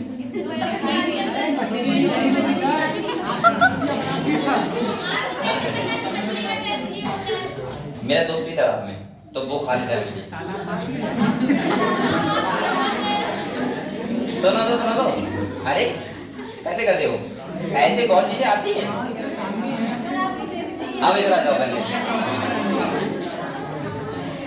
सर पहले हो सकता है ऐसे मसाला नहीं खाया। अब मेरी बात सुनोगे? कान सर दो। आप पढ़ाइए बच्चों को। ये सब ऐसी बातें करेंगे, सही कह रहे हैं। हाँ चलो आ जाओ, इधर आ जाओ। अरे इधर आइए सब लोग। समझ लो, चलो ये देखो, कह रहा है सिंस इट इज एविडेंस, बोल रहा है that control process that can be performed in a tree plant or some other organism are not possible in case of human being। समझ गए आप लोग? तो जो मेंडल ने बताया था, ट्री प्लांट पे एक्सपेरिमेंट किए थे, वो अप्लाई हम ह्यूमन लाइफ पे नहीं कर सकते। कैसे कर सकते हो भाई? अगले देखो कह रहे हैं study of the family history about inheritance of a particular trait provides an alternative. Such an analysis of trait in several of generation of a family is called the pedigree analysis। मतलब हम एक family tree बनाएं और कई generation क्या करें, analysis करें, तो उसको हम बोलते हैं पेडिग्री एनालिसिस। और ये मेंडल के हिसाब से कैसे संभव होगा? नहीं होगा ना। ठीक है, अगले कह रहे हैं इन the pedigree analysis the inheritance of a particular trait is represented in the family tree over generation. यहाँ पे हम कई जनरेशन का निकाल लेते हैं कि पहले बाबा को डिजीज रही होगी, नहीं होगी, फिर फादर को कैसे रही होगी, किस पैटर्न में गई होगी, मतलब दोनों का देख के। इसके बाद बच्चों को आएगी नहीं होगी, इसके बाद अगले बच्चों को आएगी या फिर नहीं आएगी। ये सब हम लोग अगर कोई एक सिंबल टाइप से बना के, पूरा ट्री टाइप का बना के, और हम लोग उसको स्टडी करें, उसी को बोलते हैं पेडिग्री एनालिसिस। समझ गए आप लोग? ठीक है, अगले देखो कह रहा है in human genetics pedigree study of provides a strong tool which is utilized to trace the inheritance of a specific trait। हम लोग इसका यूज करते हैं कि किसी भी स्पेसिफिक ट्रेट को स्टडी करने के लिए लगातार कई जनरेशन तक। ठीक है, वो ट्रेट बाबा में थी नहीं थी, पापा में थी नहीं थी, उसके बाद अब तुम में है नहीं है, उसके बाद तुम्हारे बच्चों में होगी नहीं होगी, ये सबका स्टडी ही कहलाता है पेडिग्री एनालिसिस। अगले कह रहा बेटा एबनॉर्मलिटी या फिर डिजीज। अब हम लोग भाई कोई अच्छी कैरेक्टर ना देखेंगे, कोई डिजीज होगी तभी उसको स्टडी कराएंगे। मतलब कोई इनहेरिटेड डिजीज होगी अगर, तो उसको कई जनरेशन देखना, वही कहलाता है पेडिग्री एनालिसिस। अगले कह रहा है some of the important standard symbol use in the pedigree analysis have been show in figures. आपने देख लिया यहाँ पे कौन कौन सिंबल यूज करते हैं। कह रहे as you study in this chapter each and every feature in any organism is controlled by one or the other gene located on the DNA present in the chromosome. आपको पता है chromosome होता है, वो क्रोमोसोम से क्या होते हैं, डीएनए होता है। कह रहे DNA is the carrier of genetic information. पता है आप लोगों को डीएनए क्या होता है, जेनेटिक मटेरियल होता है। It is hence transmit from one generation to the other without any change और अल्टरनेशन। आपको पता है डीएनए ही होता है जो हमारे फादर से हमको मिला है, हमारा और हमसे किसको मिलेगा, बच्चों को मिलेगा।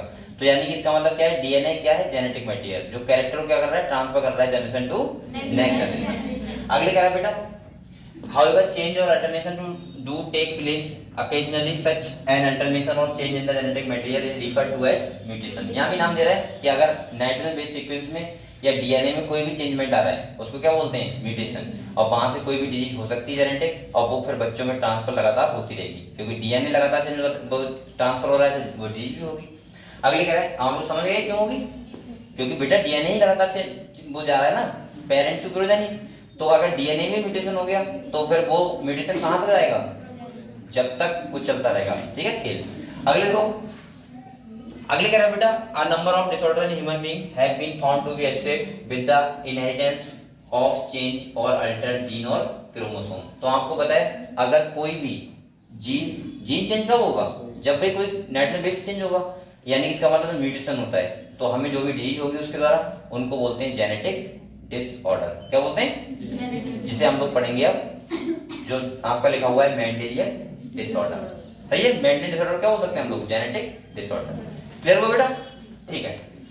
तो यहाँ पे हम लोग एक करके डिजीज के बारे में बात करेंगे और यहाँ पे मैं आपको समझाऊंगा कि कहाँ पे क्या कैसा क्या होता है। पहला डिजीज है क्या, चलो यहाँ पे सुनो। आपको यहाँ पे कुछ ट्रेट होती है डिसऑर्डर का, जैसे अगर मैं बात करूं तो यहाँ पे आपको मिलेगा जैसे कोई डिसऑर्डर है वो कौन सी ट्रेट को फॉलो कर रहा है। जैसे कुछ डिसऑर्डर होते हैं डोमिनेंट, कैसे होते हैं, और कुछ होते हैं रिसेसिव। आप लोग बताओ, एक बार बताओ, क्रोमोसोम दो टाइप के होते हैं, एक होते हैं ऑटोसोमल और एक होते हैं सेक्स क्रोमोसोम। अगर कोई डिसऑर्डर है वो अगर ऑटोसोमल ट्रेट को फॉलो कर रहा है, किसको कर रहा है बेटा, जैसे अगर म्यूटेशन हुआ ह्यूमन में और वो हुआ ऑटोसोम वाले क्रोमोसोम पे, मतलब 44 से पहले वाले पे, सही है।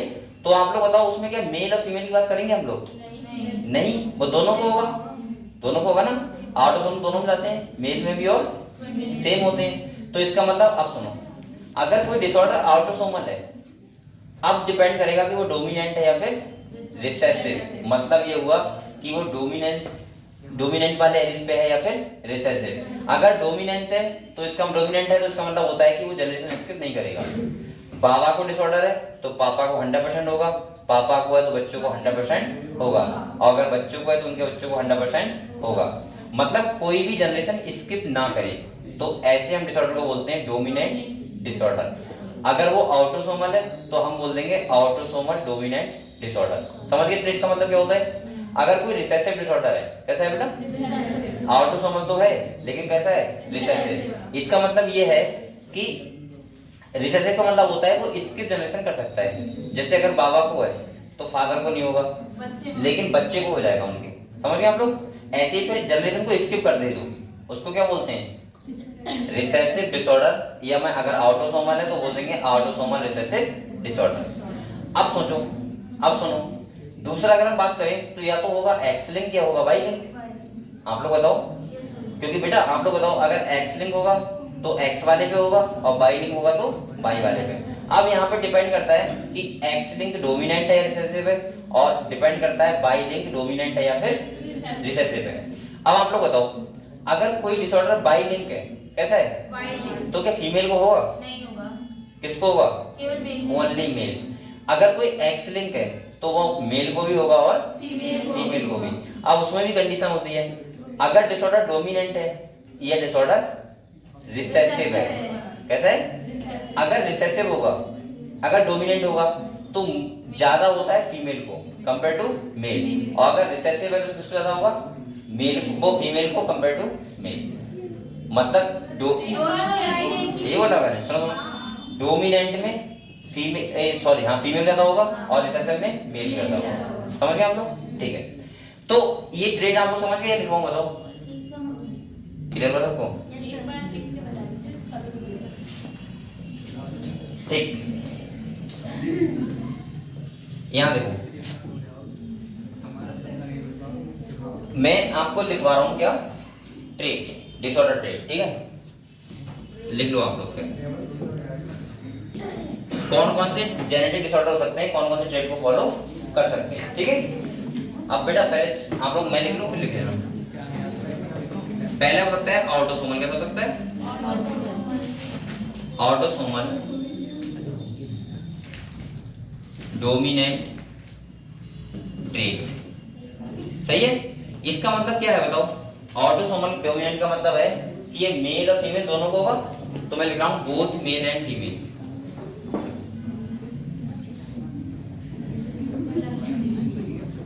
और ये इसकी जनरेशन करेगा बताओ, नहीं करेगा, तो लिखो नॉट इसकी जनरेशन।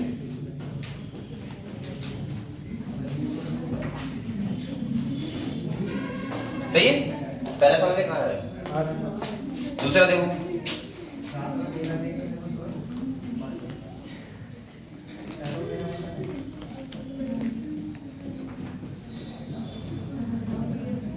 ठीक है, यहां लिखो आप लोग। अब ये कैसा है, रिसेसिव है, कैसा है, लेकिन ऑटोसोमल है ना, तो ये बोथ मेल एंड फीमेल को होगा।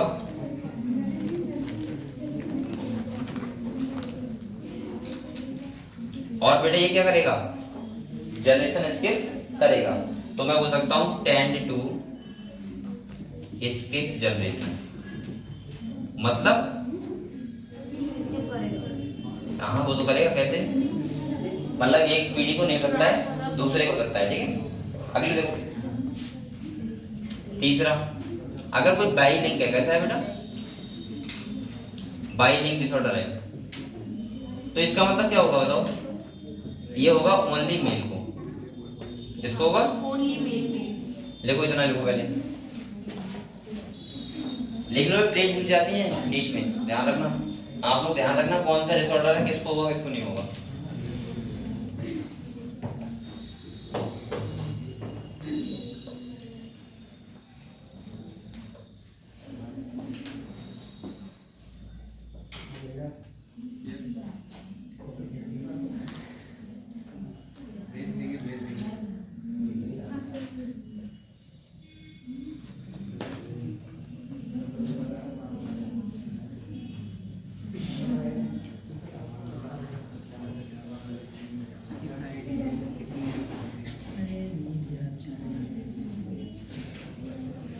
देख लिया,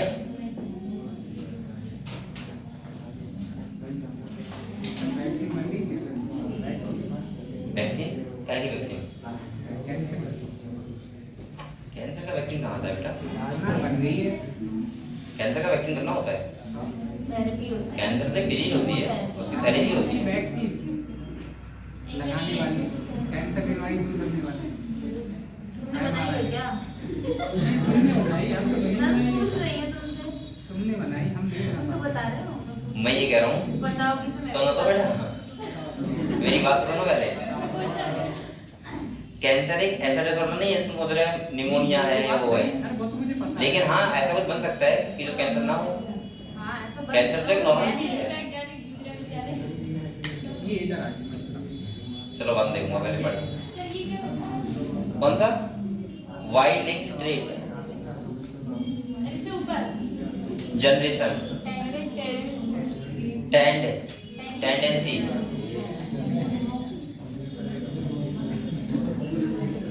और सभी लोग बेटा मेहनत से पढ़ाई करो, ठीक है, ऐसे काम नहीं चलेगा, आप तो इतनी पढ़ाई कर रहे हो, कम कर रहे हो ज्यादा। हाँ? अब सुनो, टेस्ट में एक कुछ नहीं होगा, कौन चैप्टर आएगा, पूरा 11 तैयार करो, कहीं से भी आ सकता है, कुछ भी आ सकता है, ठीक है, आपको कोई मतलब नहीं, ऐसे तैयार रहो कि 11th हम लोग पूरी तैयार अच्छे से करना है, समझ गए आप लोग, हैं? अच्छा क्या कह रहा है, समझ नहीं, अच्छा अभी मत दिया तो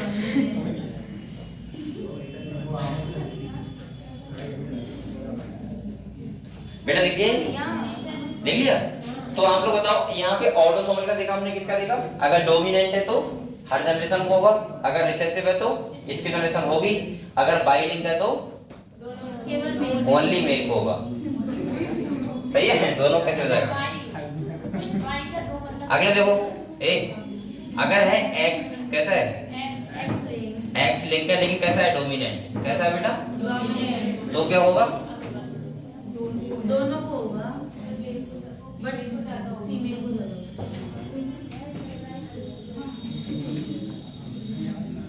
तो इसका मतलब होगा दोनों को, both male and,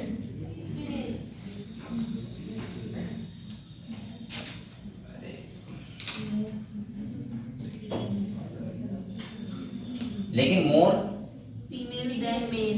more female than male, ये लिख रहा हूँ, ठीक है।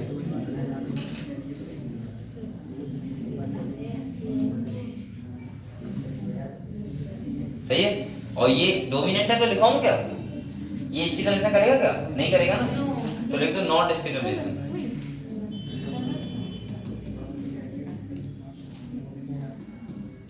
और बेटा इसके बाद जो है तुम्हारा अगला है एक्स लिंक रिसेसिव।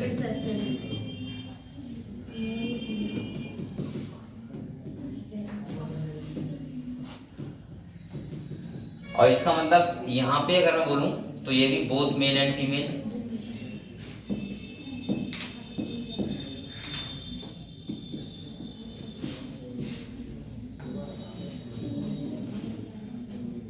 सही है। और ये more male than female, skip generation और ये इसके जनरेशन करेगा।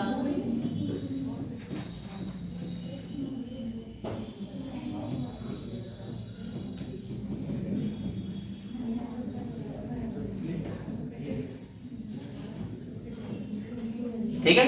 तो ये आप लोगों को पता होना चाहिए था, ठीक है। ये ट्रिक है जो आप लोगों को वहां पे इतना समझाया नहीं जाता है, लेकिन आप लोगों को लिखा होता है कि क्या होगा और क्या नहीं होगा, ठीक है।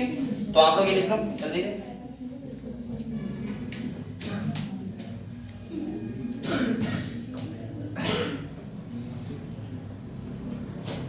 देखो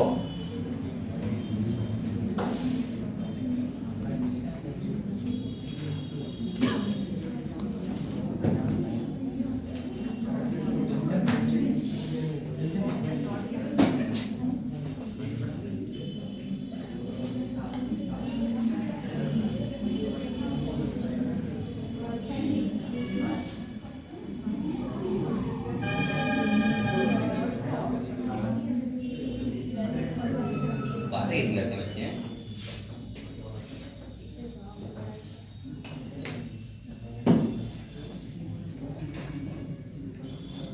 बातें करने में बहुत एनर्जी लॉस होती है, आपको पता है ये बात? बोलने में एनर्जी लॉस होती है। बोलने में एनर्जी लॉस होती है, आपको पता है ये बात? हाँ हम लोग क्यों बोलते हो? हाँ बोलने से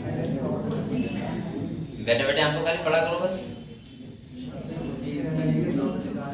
और बेटा आप लोग दोस्ती करते हो ना, अगर एक सक्सेस हो गया और दूसरा नहीं हुआ तो ये दोस्ती का इतना पीली पीली गिर जाएगी बस, इससे बाहर नहीं जाएगी। हाँ वही बात, सक्सेस नहीं होने देखो, इसका होने वाला है, मतलब सब कदे कदे हो गए।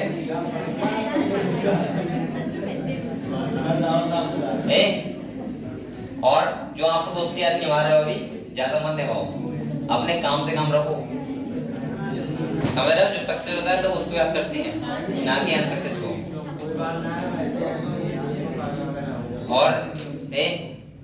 और ऐसी दोस्ती आपको अभी लग रहा है कि हमारी दोस्ती बहुत क्लियर है, ठीक है, कभी जिंदगी में छोड़ेंगे नहीं साथ तेरा, है वो सक्सेस होते ही सब छूट जाती है, क्योंकि आदमी काम में इतना बिजी रहता है, समझ रहे हो? तो इसीलिए मैं कह रहा हूँ कि आप लोग कहीं ना कहीं पढ़ाई करो, पढ़ाई फोकस करो, दोस्ती आदि मन निभाओ, हाँ थोड़ा बहुत निभाओ काम चलाने के लिए, ज्यादा नहीं। भाई बिना दोस्ती की भी लाइफ संभव नहीं है ना, ये भी तो है, ठीक है।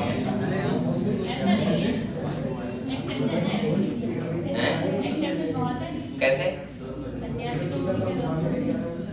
सन्यासी लोगों की दोस्ती होती है? तो सन्यासी का मतलब ये है कि वो मोह माया से मुक्त हो जाते हैं, तो हो जाओगे हैं?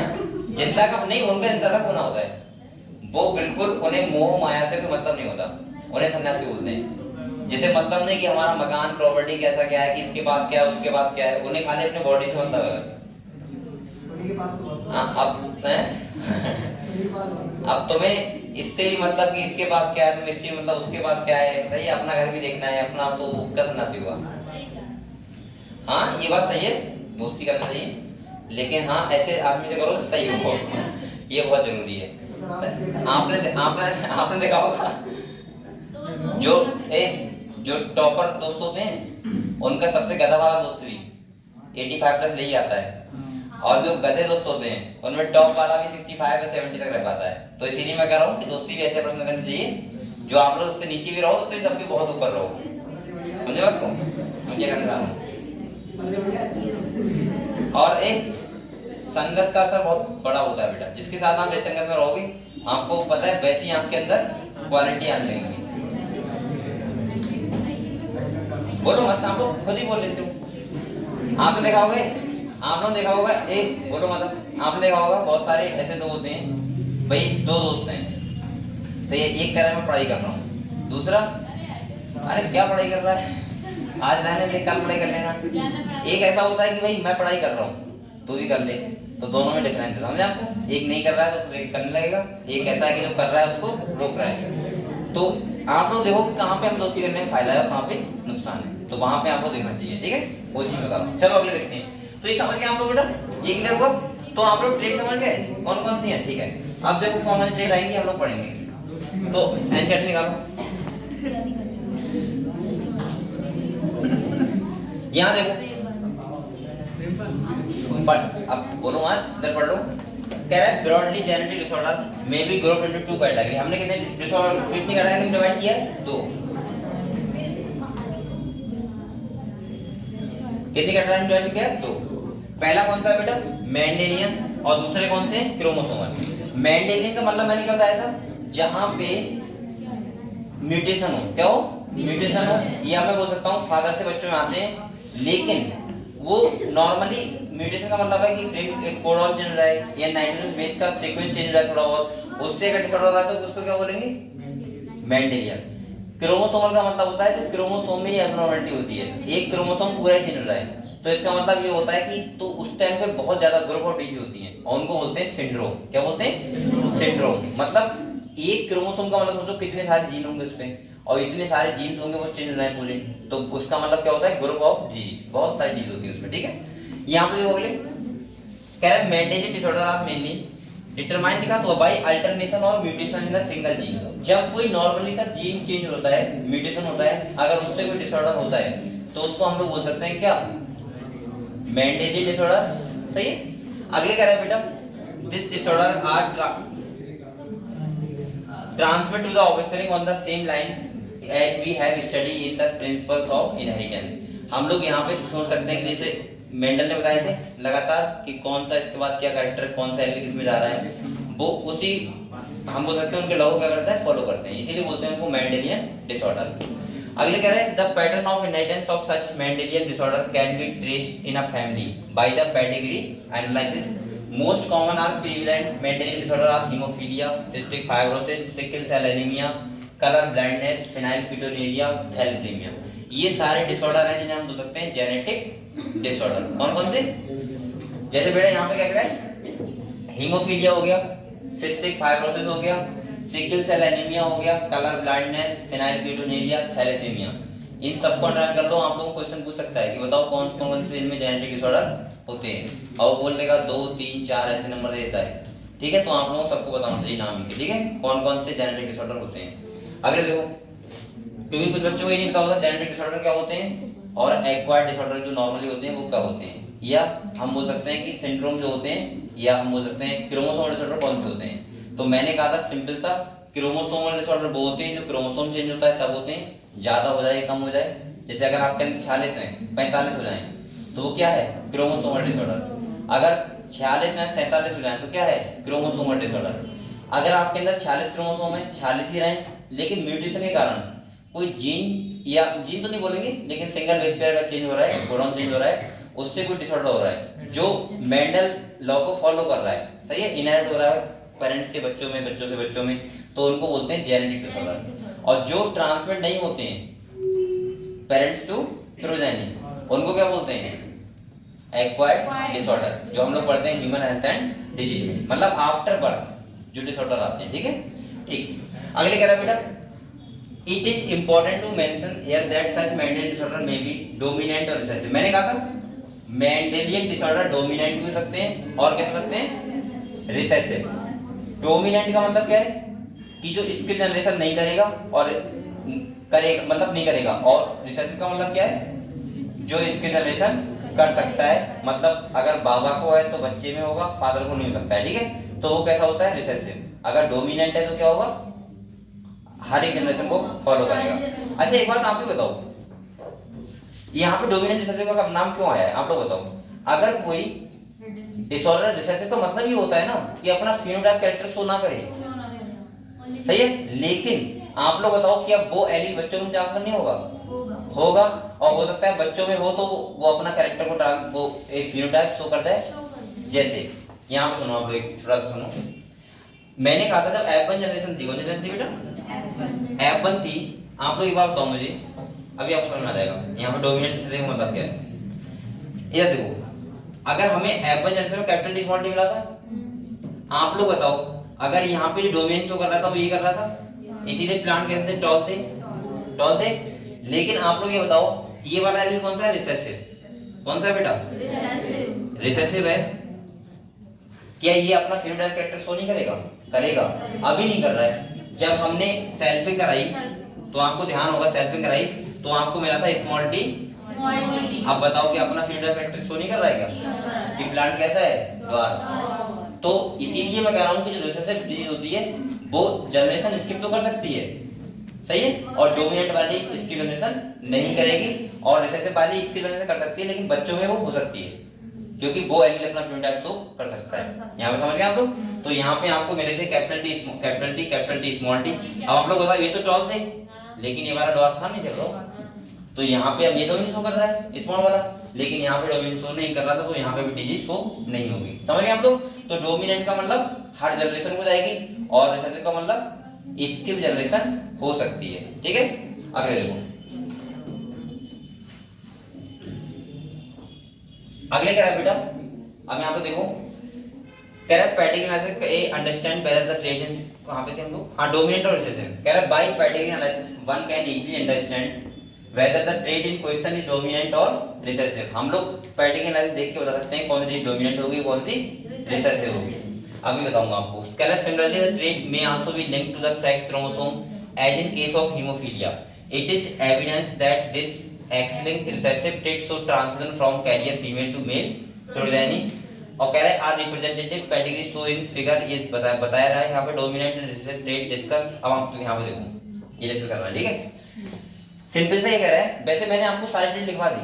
X-linked कौन सी होगी, बाइलिंक कौन सी होगी, अगर X-linked डोमिनेंट है तो क्या होगा, बाइलिंक डोमिनेंट है तो क्या होगा, अगर X-linked रिसेसिव है तो क्या होगा, ऑटोसोमल है तो क्या होगा। क्लियर? दूसरा सुनो, यहाँ पे कह रहे हैं दो आप लोगों को ये डायग्राम दिए हुए हैं, यहाँ पे दिखाया गया है पेडिग्री एनालिसिस, सही है। ये नीट में आपसे पूछ सकता है वो, लेकिन पूछेगा यही वाली, ध्यान रखना, सही है। दूसरी नहीं बनाएगा, लेकिन बना भी देगा तब भी आप बता दोगे। देखो यहाँ पे क्या बता रहा है, आप लोग नीचे का थोड़ा ऊपर ही देखो, यहाँ पे देखो बेटा, ये समझ लो, बहुत बच्चों को समझ नहीं आता है क्या। ठीक है, आप लोग ये बताओ, यहाँ पे देखो, ये क्या है, फीमेल है और ये क्या है, मेल है, सही है। अब आप लोग बताओ फीमेल कैसी है, अफेक्टेड है, कैसी है, अफेक्टेड है। इसके बाद आप लोग बताओ इसके कितने बच्चे हुए, 1 2 3 4, 4 बच्चे हुए, 4 हुए। 4 में देखो मेल भी अफेक्टेड है और फीमेल भी अफेक्टेड है। इसका मतलब हमें पता लग गया अब ये कि ये ऑटोसोमल डिजीज है। कैसी है, क्योंकि यहाँ पे मेल भी है और कौन है, फीमेल। समझ गए, यहाँ से पता लग गया। दूसरा सुनो, आवे ये देखो, यहाँ पे ये पता लगा हमें कि इस जनरेशन को भी है और इस जनरेशन को भी है, लेकिन जिसको डिजीज नहीं है देखो उसकी जनरेशन को है क्या, नहीं है, और जिसको डिजीज है उसकी जनरेशन को अगले है। इसका मतलब ये इसकी जनरेशन नहीं कर रही है, मतलब जिसको है उसकी जनरेशन को डिजीज हो रही है, तो इसका मतलब ये कैसी डिजीज है, डोमिनेंट। तो इसका मतलब ये कैसी डिजीज है, ऑटोसोमल। समझ गए बात, कैसे देखते हैं इसको, इधर आ जाओ। यहाँ पे देखो यहाँ पे देखो, यहाँ क्या हमें इससे ही पता लग गया मेल फीमेल को है क्या, नहीं है ना। अच्छा यहाँ पे देखो, इसका ये क्या फंडा है, इसकी शादी इससे हुई है, ठीक है, और इसके बच्चे हैं, और यहाँ पे इसकी शादी इससे हुई है और इसके बच्चे हैं, समझ गए आपको, ठीक है। अगले देखो, अगर यहाँ पे देखें तो यहाँ पे आप लोग बताओ कि मेल फीमेल को है, नहीं है ना, नॉन अफेक्टेड है, लेकिन बच्चों को डिजीज है, मेल को भी है और फीमेल को भी है। इसका मतलब यहाँ पे इसकी जनरेशन हो रही है, तो ये डिजीज कैसी है, रिसेसिव, कैसी है। और अगर मेल और फीमेल दोनों को है, इसका मतलब ये कैसी होगी, ऑटोसोमल। अब यहाँ हाँ रिसेसिव हो गया। दूसरा सुनो, अब देखो यहाँ पे डिजीज नहीं है इनको, लेकिन फिर भी इनके बच्चों को है, इसका मतलब यहाँ पे इसकी जनरेशन हो रही है, तो इसका मतलब डिजीज कैसी है, रिसेसिव है, और कैसी है, ऑटोसोमल। तो ऐसे करके हम लोग देख के बताते हैं कि कौन सी डिजीज कैसी होगी, समझ जाओगे, वरना बता दूंगा आप लोग, देख लोगे आराम से, अगर डायग्राम आगे बता दोगे, ठीक है। तो यहाँ पे देखो लिखा हुआ होगा, पहला है ऑटोसोमल डोमिनेंट और दूसरा है ऑटोसोमल रिसेसिव। एग्जांपल इसके याद कर लेने से, ऑटोसोमल रिसेसिव का क्या है, सिकल सेल एनीमिया, और डोमिनेंट का क्या है बेटा, मायोटोनिक डिस्ट्रॉफी। क्लियर हुआ। तो यहाँ पे ऐसे हम देखते हैं कोई पर्टिकुलर एनालिसिस और पता लगाते हैं कि कोई डिजीज डोमिनेंट है या फिर रिसेसिव है, या फिर हम पता लगाते हैं कोई एक्स लिंक है या फिर बाई लिंक है। अब यहाँ पे ओनली मेल को होती, तो इसका मतलब मैं समझ जाता हूँ कैसी होगी, बाई लिंक, कैसी होगी, बाई लिंक। क्लियर हुआ, ठीक है। तो यहाँ पे सबसे पहले हम लोग अब बात करते हैं, यहाँ पे सबसे पहले डिजीज की बात करते हैं, वो करते हैं कलर ब्लाइंडनेस। आप लोग बताओ कलर ब्लाइंडनेस क्या होता है, क्या होता है, डिजीज होता है, आपको बताओ आंखों का टेस्ट होता है, जिसमें कुछ बच्चे सोचते हैं कि उन्हें कलर दिखता नहीं, दिखता है लेकिन पहचान नहीं कर पाते हैं। रेड, वीडियो और ग्रीन भी होता है, तीनों कलर में क्या करते हैं, डिफरेंस क्रिएट नहीं कर पाते, उनको होता है कलर ब्लाइंडनेस। बेसिकली बहुत कम लोगों को होता है, मैंने तो ऐसा कोई केस देखा नहीं अभी तक इसने बोला हो कि आपको कलर ब्लाइंडनेस मुझे है, आपने देखा होगा ना, देखा किसी ने यहाँ पे, नहीं देखा है, सबको देखने को बुलाना है। अगर कलर ब्लाइंडनेस किसी को है तो उसको प्रॉब्लम होगी ना बेचारे को। वो क्या होता है, कुछ जिनको रात में नहीं दिखता है, रात में ओल्डो को रात में दिखता है,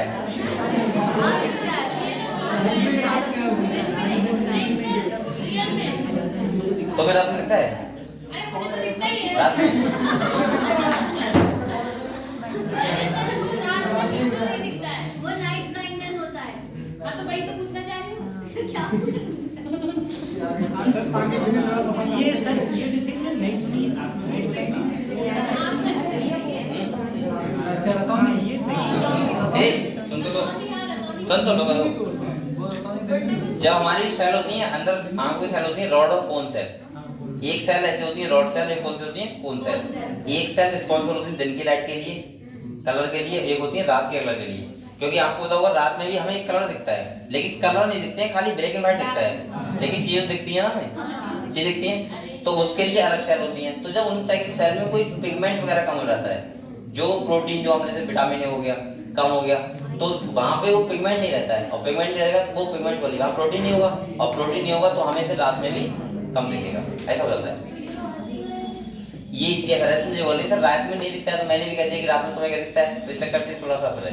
चलो देखो समझो यहाँ पे, ठीक है। लेकिन कलर ब्लाइंडनेस में वो सॉरी हमें रात में भी दिखता है, लेकिन ब्लैक एंड व्हाइट दिखता है, नॉर्मली सब कुछ सफेद दिखता है, ऐसा होता है ना। अब ऐसा हम क्या कहते हैं, अंधेरे में कैसे दिख जाएगा, अंधेरे में तो नहीं दिखेगा ना, थोड़ा बहुत लाइट होना चाहिए। आगे देखो, लाइट नहीं होगा तो कैसे पढ़ लेंगे इसको। चलो अब मैं डांटना स्टार्ट करूंगा, बहुत अच्छे यहाँ बातें कर रहे हैं। हाँ मैं भी थोड़ा सा सोचता हूँ ठीक है बातें कर रहा हूँ, लेकिन इतनी बातें मत करो बेटा किसी दूसरे बच्चों को डिस्टर्ब हो। आप लोग बातें करो लेकिन बहुत कायदे से, और दूसरा मैं ये नहीं कर रहा हूँ कि दूसरे बच्चे डिस्टर्ब, मुझे खुद डिस्टर्ब होता है, मैं सामने देखता हूँ अगर आप बातें कर रहे हो तो फिर मेरा फोकस चेंज होता है, ठीक है। और जो बेचारे पढ़ रहे हैं हमें उनका तो पढ़ने दो, बातें किया करो लेकिन ब्रेक ले लेके, जैसे मैं खुद बातें करवाता हूँ, मुझे पता होता है ना मुझे पता होता है किस टाइम में बच्चों से बातें करवानी है, करनी है, तो मैं लेकिन टॉपिक खत्म होने के बाद करता हूँ, ऐसा नहीं बीच टॉपिक में बातें करने लगा, तो आप लोग ध्यान रखोगे बात। चलो अगले देखो, कलर ब्लाइंडनेस की अगर हम बात करें तो यहाँ पे कह रहा है it is a sex link recessive disorder. अब यहाँ पे इसने बोला है सेक्स लिंक, क्या बोला है? सेक्स लिंक का मतलब या तो ये एक्स होगा या फिर वाई होगा, आगे देखेंगे। आउट समझ तो नहीं है, ठीक है। अगले कह रहा है due to defect in either red और ग्रीन। अब यहाँ पे कह रहा है देखो रेड और कोन ऑफ आई, कोन का मतलब होता है यहाँ कोन सेल होती है जो रिस्पॉन्सिबल होती है हमें कलर के लिए, दिन के कलर के लिए, ठीक है। और जो रॉड सेल होती हैं वो होती हैं रात के कलर मतलब उसके लिए, रात के लाइट के लिए। तो यहाँ पे कह रहा है resulting in failure to discriminate between red and green colour. जब कोई व्यक्ति रेड और ग्रीन कलर में डिफरेंस क्रिएट नहीं कर पाता है तो उस चीज को बोलते हैं कलर। यहाँ कलर एक और जोड़ दो, अगर जोड़ो तो ब्लू, मैंने वो भी देखा है, पढ़ा हुआ है। रेड, ग्रीन और ब्लू तीन कलर होते हैं जिसमें डिफरेंस नहीं कर पाता है। आगे देखो कह रहा है this defect is due to mutation in certain genes present on the X chromosome. क्या कह रहा है बेटा? X chromosome. ये किस पे हो रहा है? एक्स पे। दोनों ए सही है। इसके बाद कह रहा है it occurs in about 8% of males and only about 0.4% female. This is because of the genes that lead to red green colour blindness are on the X chromosome. कह रहा है males have only 1 X chromosome and female have 2। Female के पास कितने होते हैं? 2 होते हैं। और मेल के पास क्या होता है? एक ही होता है। तो फीमेल के पास एक एक्स तो सही रहेगा ना, सही, इसीलिए मेल को ज्यादा होगा फीमेल को कम होगा।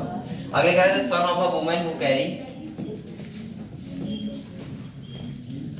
the genes has a 50% chances of being color blind। अब आप लोग बताओ फीमेल का भी एक एक्स तो रहेगा ना कलर ब्लाइंडनेस वाला, तो 50% चांस रहेंगे करियर के माने बच्चों को भेजने के। समझ गए आप लोग? अगले कह रहा है बेटा the mother is not herself colour blind because the gene is recessive. एक बार बताओ आप लोग, यहाँ सुनो, मदर ऐसा हो सकता है। अब यहाँ पे सुनो आप लोग, एक बात इंपॉर्टेंट है, समझ लो आप लोग। बेटा आप लोग एक बार बताओ मुझे, मेल के पास क्या है? एक्स वाई है और फीमेल के पास एक्स एक्स। ये समझ गए आप लोग? इसके पास एक कलर ब्लाइंडनेस है, सही है, और इसके पास भी मेल को ज्यादा होगा क्योंकि उसके पास एक ही एक्स है, 100% होगा, ठीक है। दूसरा सुनो, ये कैरी की तरह काम कैसे करती है? सोचो, अगर इसका मान लिया ये वाला एलील रिसेसिव है, कैसा है? रिसेसिव, उसके अंदर फीमेल के अंदर, तो और ये कैसा है? डोमिनेंस शो कर रहा है। तो आप लोग बताओ ये इसको डीजी होगी क्या फीमेल को? नहीं होगी। लेकिन ये किसकी तरह काम करेगी? कैरियर की तरह। कैरियर का मतलब है बच्चे होंगे तो उसके गैमेट बनेंगे तो एक तो ये वाला भी जाएगा एक एग में, और एक एग में कौन जाएगा? ये वाला जाएगा। तो आप लोग बताओ अगर इससे फर्टिलाइज होगा तो बच्चे को कलर ब्लाइंडनेस हो जाएगा। इसका मतलब ये हुआ कि यहाँ फीमेल जो काम कर सकती है वो किस तरह कर सकती है? कैरियर की तरह, यानी कि फीमेल को डिजीज नहीं होगी। आप लोग ये समझ गए क्यों नहीं होगी? क्योंकि उसका एक एलील कर सकता है रिसेसिव और ऐसे हो सकता है उसका मतलब वो अपना फिनोटाइप कैरेक्टर नहीं दिखाएगा और वहां पे, लेकिन फीमेल वर्क कैसे करेगी? कैरियर की तरह, यानी कि बच्चों को डीज वो कर सकती है। कैरियर का मतलब समझ गए?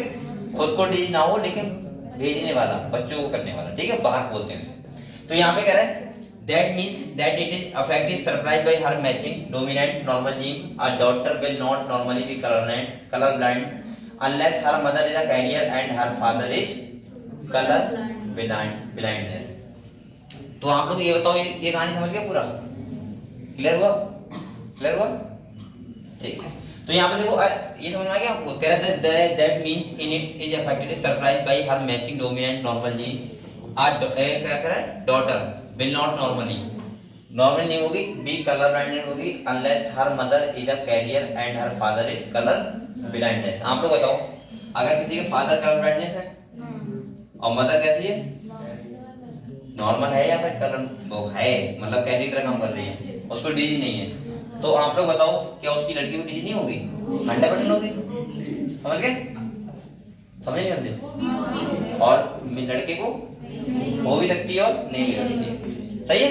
तो आप लोगों को ये क्या था? कलर ब्लाइंडनेस, जहां पे हमने देखा कि ये कैसा ट्रेड कौन सा फॉलो कर रहा है यहाँ पे बेटा? ए सेक्स लिंकेज। कौन सा है? Sex linkage. जो कौन सा वाला? एक्स। तो ऐसे बोलो एक्स लिंक्ड डिसऑर्डर है, ठीक है। तो आप लोग ध्यान रखना है कलर ब्लाइंडनेस जो होता है वो एक्स लिंक्ड डिसऑर्डर होता है, पहली बात। दूसरा, यहाँ हम लोग रेड ब्लू कलर में और ग्रीन कलर में पहचान नहीं कर पाते, लेकिन आपकी किताब में रेड और ग्रीन लिखा है तो रेड ग्रीन आप समझो, ठीक है, ब्लू रहने दो। और तीसरा, यहाँ फीमेल कैरियर की तरह काम कर सकती है, और मैं बोल सकता हूँ यहाँ पे कि जो मेल होगा वो तो हमेशा रहेगा डीज वाला, लेकिन फीमेल यहाँ पे काम कर सकती है कैरियर की तरह, क्योंकि उसके पास 2 एक्स होते हैं, एक एक्स कैसा रहेगा, फ्री रहेगा। समझ गए आप लोग? चलो तो इसके बाद हम लोग जो डिसऑर्डर है वो कल पढ़ेंगे। और चलो अब इतना आज के लिए हो गया टाइम, ठीक है।